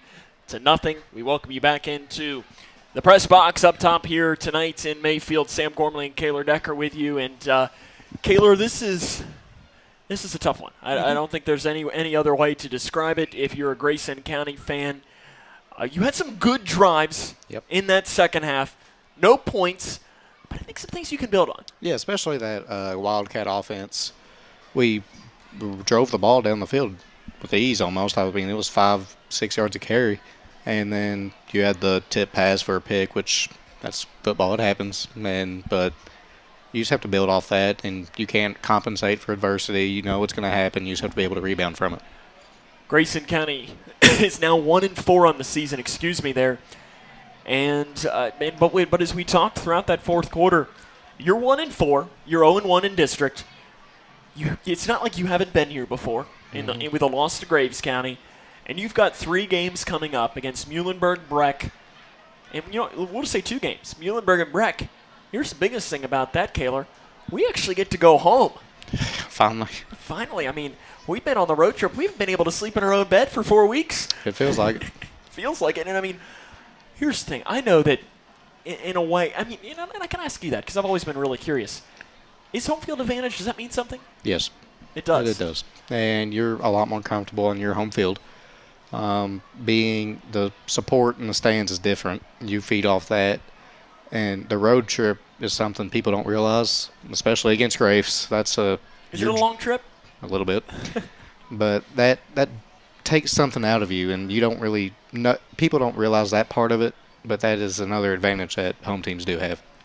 And next week, I mean, Muhlenberg, it's not like it's that far of a trip, but it's an hour for them. And that's enough. Breck, 35 minutes, or so. And then you go to Ohio County, but luckily Ohio County, not a far trip. No, not at all. 35 or 40 minutes, depending on how fast your bus driver might drive. But I think you've got things to build on. And the week after, you got Owensboro. And listen, Owensboro's tough, but you get it home. Yep, that's one positive to take away from that. It is.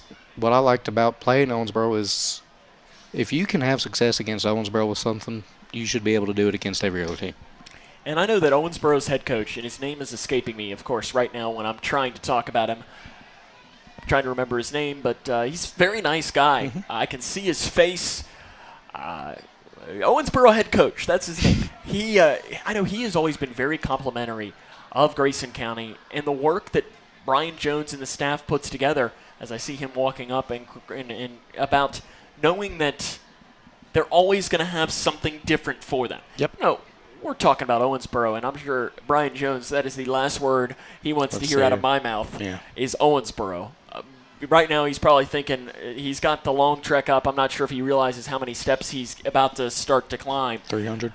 It feels like that. But I'm sure right now, you know him, he's probably thinking about the plays that did work, but then he's also thinking Muhlenberg home next week. I see him. Let me make sure that he makes the turn to come up to us. And there he comes. We'll talk to him coming up next. This is Cougar Football on K105. Every 3 minutes, a baby is born with a cleft, making it difficult to talk, hear, eat, and even breathe. Many won't receive the treatment they need to thrive. Through training and financial support, Smile Train gives the power of healing back to local communities so they can provide life-changing surgeries and other services at no cost to families. Help us change the world one smile at a time. Hi, I'm Janine Lucas with Wilson Muir Bank. Our focus is on building communities, and in many of our markets, agriculture is at heart of those communities. We are proud to partner with local farmers and value your role in Kentucky and globally. Our commitment runs deep because we understand your passion for farming. Many of us are farmers ourselves. Whether farming is your pastime or your livelihood, invite us to your operation or stop by our offices and let us know how Wilson Muir Bank can help you grow. Together we build community. Member FDIC, Equal Housing Lender, NMLS 403246. When caring for a family member, their state of health is continually on your mind. And when they're faced with a health concern, you'll do just about anything to make them feel better. Rest assured, their feel better starts right here at Midway Pharmacy. We take our time to get to know all about your family's health history so we can provide you with educated advice. So when someone's counting on you to help them maintain a healthy lifestyle or to overcome that untimely sickness, remember, at Midway Pharmacy. Connection. It's the name of the game in Grayson County Schools. Connection with students, with colleagues, with community, through relationships, through partnerships, through small daily acts, through high-impact programs at all levels. Connections that teach, that encourage, that build confidence, that show together we can, preparing students for life, equipped with real and real-world skills for success. Together, we are GC Connected.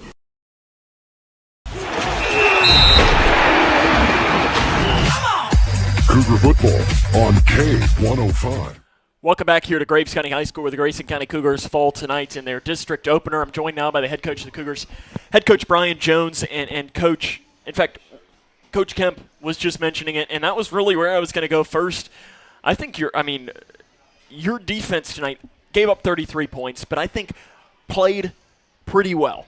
Some big plays, but I think the guy that stood out that you haven't had really the last 3 games that played really, really well was Colby Chaffins. Yeah, I told him at halftime I thought he had a good first half. I just constantly kept seeing him moving across the field, in on tackles and things like that, and that has been something we've been missing. It would have been nice to have him, McLean and Butler and in some of those situations, because he did. I think he's going to be a really good linebacker. His instincts are pretty good. He runs well. If we can get – he's got a big frame. I mean, he still can afford to put 20, 30 pounds on, and he reminds me of a little bit of the guy they had here 3-4 years ago, the Goatley kid that they had that went to UK.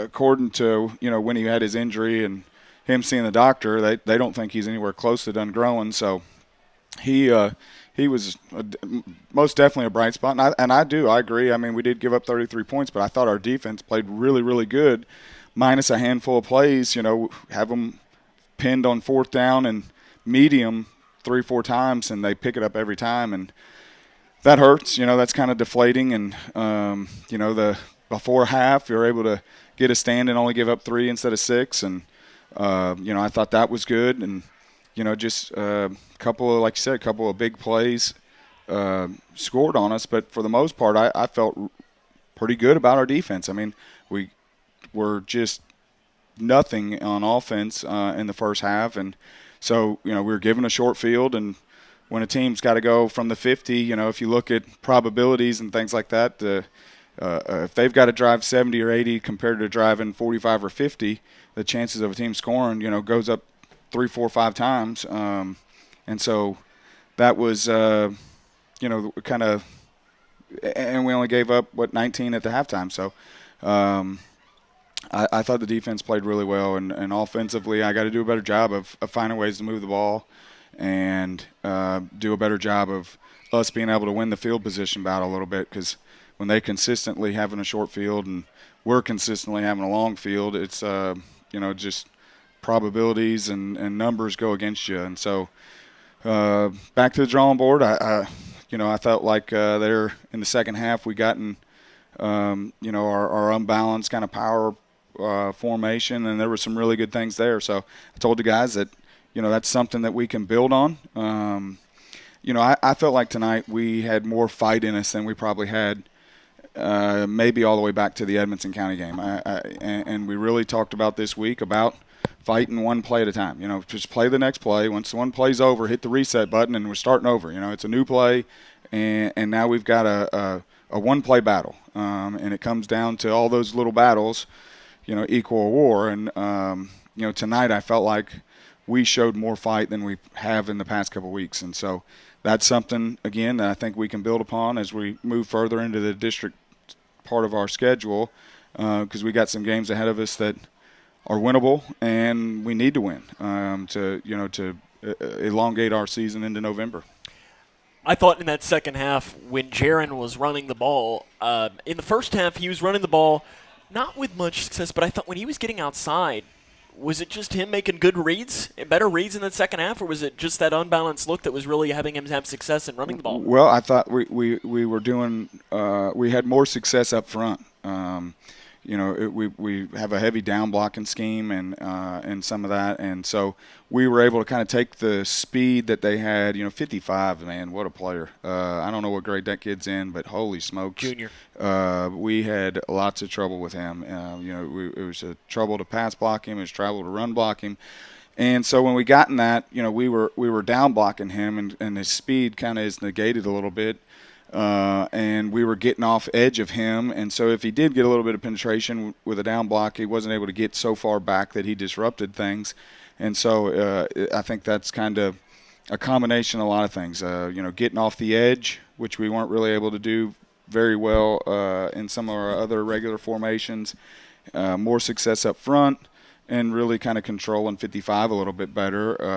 So all the way around, and I seen Waylon Bruce kind of turn it up a notch. With his kick-out blocks. The first couple times we ran that, it was like we were getting there, and there was a little hole, and we were skating through it. But as we kind of moved across midfield, all of a sudden you were hearing on the sideline just big, loud smacks. I told him, I said, that's kind of reminds me of the Johnson guy in the NFL, or Mike Allstott, those big fullbacks that just ran in there and just sacrificed themselves to make a block. And started seeing that out of him, started getting a little bit more Mason out of our Miller. lead blocks. Yes, it reminds me of Mason, a guy that really kind of gave up himself for the play. And we started to see that a little bit. And so hopefully that, we continue to build upon that, because the next couple of games, aren't quite Graves County.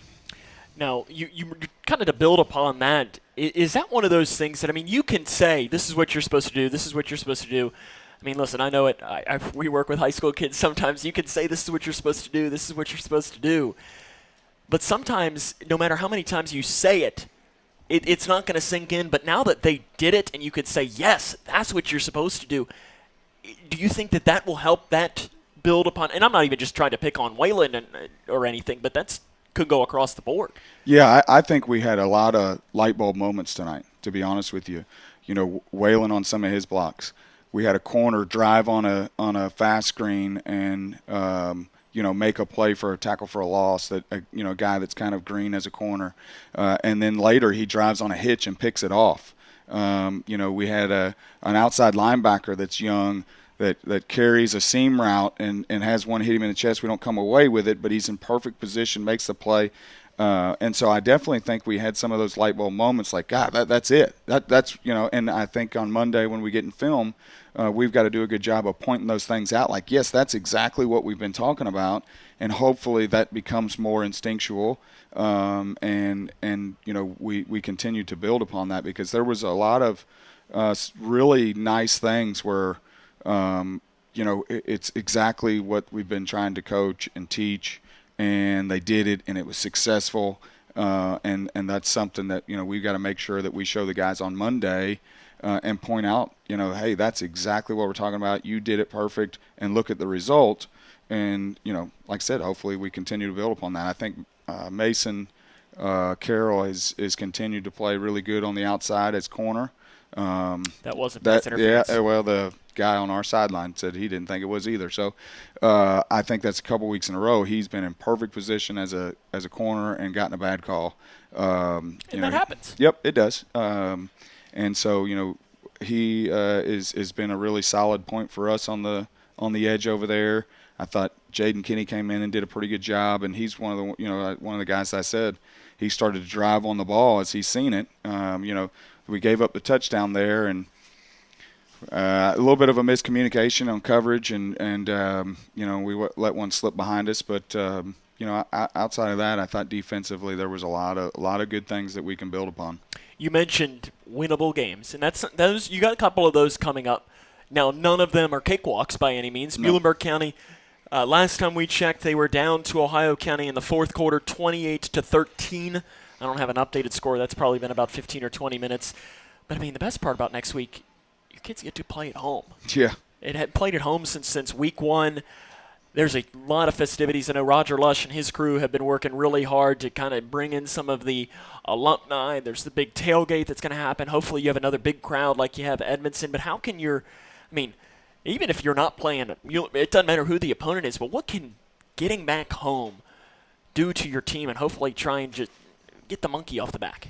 Well, I think if you look at kind of our crowd from Edmondson County, it was just gigantic. I think it's the biggest since I've been here. Yeah, I think it may very well have been the biggest since I've been here, and so you get that crowd behind you, and there's just a little bit more excitement, a little bit more energy. I think you fight a little bit harder because you're in front of your peers and your family, and this is a long trip. It's a treacherous bus ride, and we've got a group of faithful parents and stuff that follow us, but. There's not a lot of people going to travel nearly 3 hours to catch a high school football game for enjoyment. And so to get back in front of our people in our stadium, where we have a lot of pride about playing hard at home, and all those things I think add up. So that's definitely something that's in our favor. And like I said, I think we've continued to, even though we haven't been winning some games, we've continued to improve. I think we look better tonight than we did last night, or last week. And last week's score, we had some success on offense, but as far as our fight, I think there was a lot more bright spots in this week's game. And so we got to continue. It's a process, week by week, day by day. And we started preaching this week, one play at a time. It's one day at a time, one game at a time.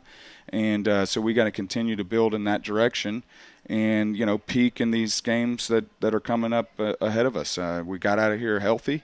That's a bright spot that hasn't held true for us into the past few weeks either. And I feel like we got out of here with everybody ready to play next week, which is a good thing. And we've got some guys that had a lot of success this past week in JV.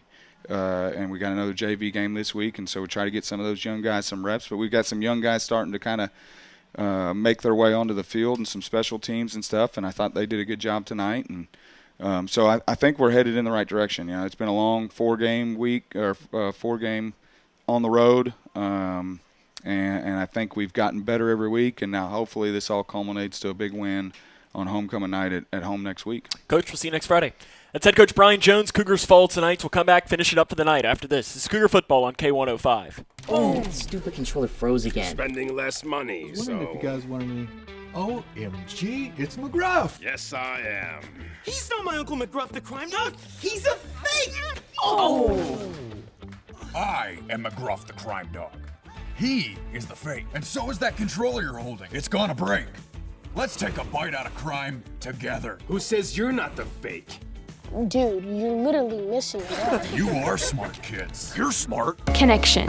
It's the name of the game in Grayson County schools. Connection with students, with colleagues, with community, through relationships, through partnerships, through small daily acts, through high-impact programs at all levels. Connections that teach, that encourage, that build confidence, that show together we can, preparing students for life, equipped with real and real-world skills for success. Together, we are GC Connected. When caring for a family member, their state of health is continually on your mind. And when they're faced with a health concern, you'll do just about anything to make them feel better. Rest assured, their feel better starts right here at Midway Pharmacy. We take our time to get to know all about your family's health history so we can provide you with educated advice. So when someone's counting on you to help them maintain a healthy lifestyle or to overcome that untimely sickness, remember, Hi, I'm Janine Lucas with Wilson Muir Bank. Our focus is on building communities, and in many of our markets, agriculture is at heart of those communities. We are proud to partner with local farmers and value your role in Kentucky and globally. Our commitment runs deep because we understand your passion for farming. Many of us are farmers ourselves. Whether farming is your pastime or your livelihood, invite us to your operation or stop by our offices and let us know how Wilson Muir Bank can help you grow. Together we build community. Member FDIC, Equal Housing Lender, NMLS 403246.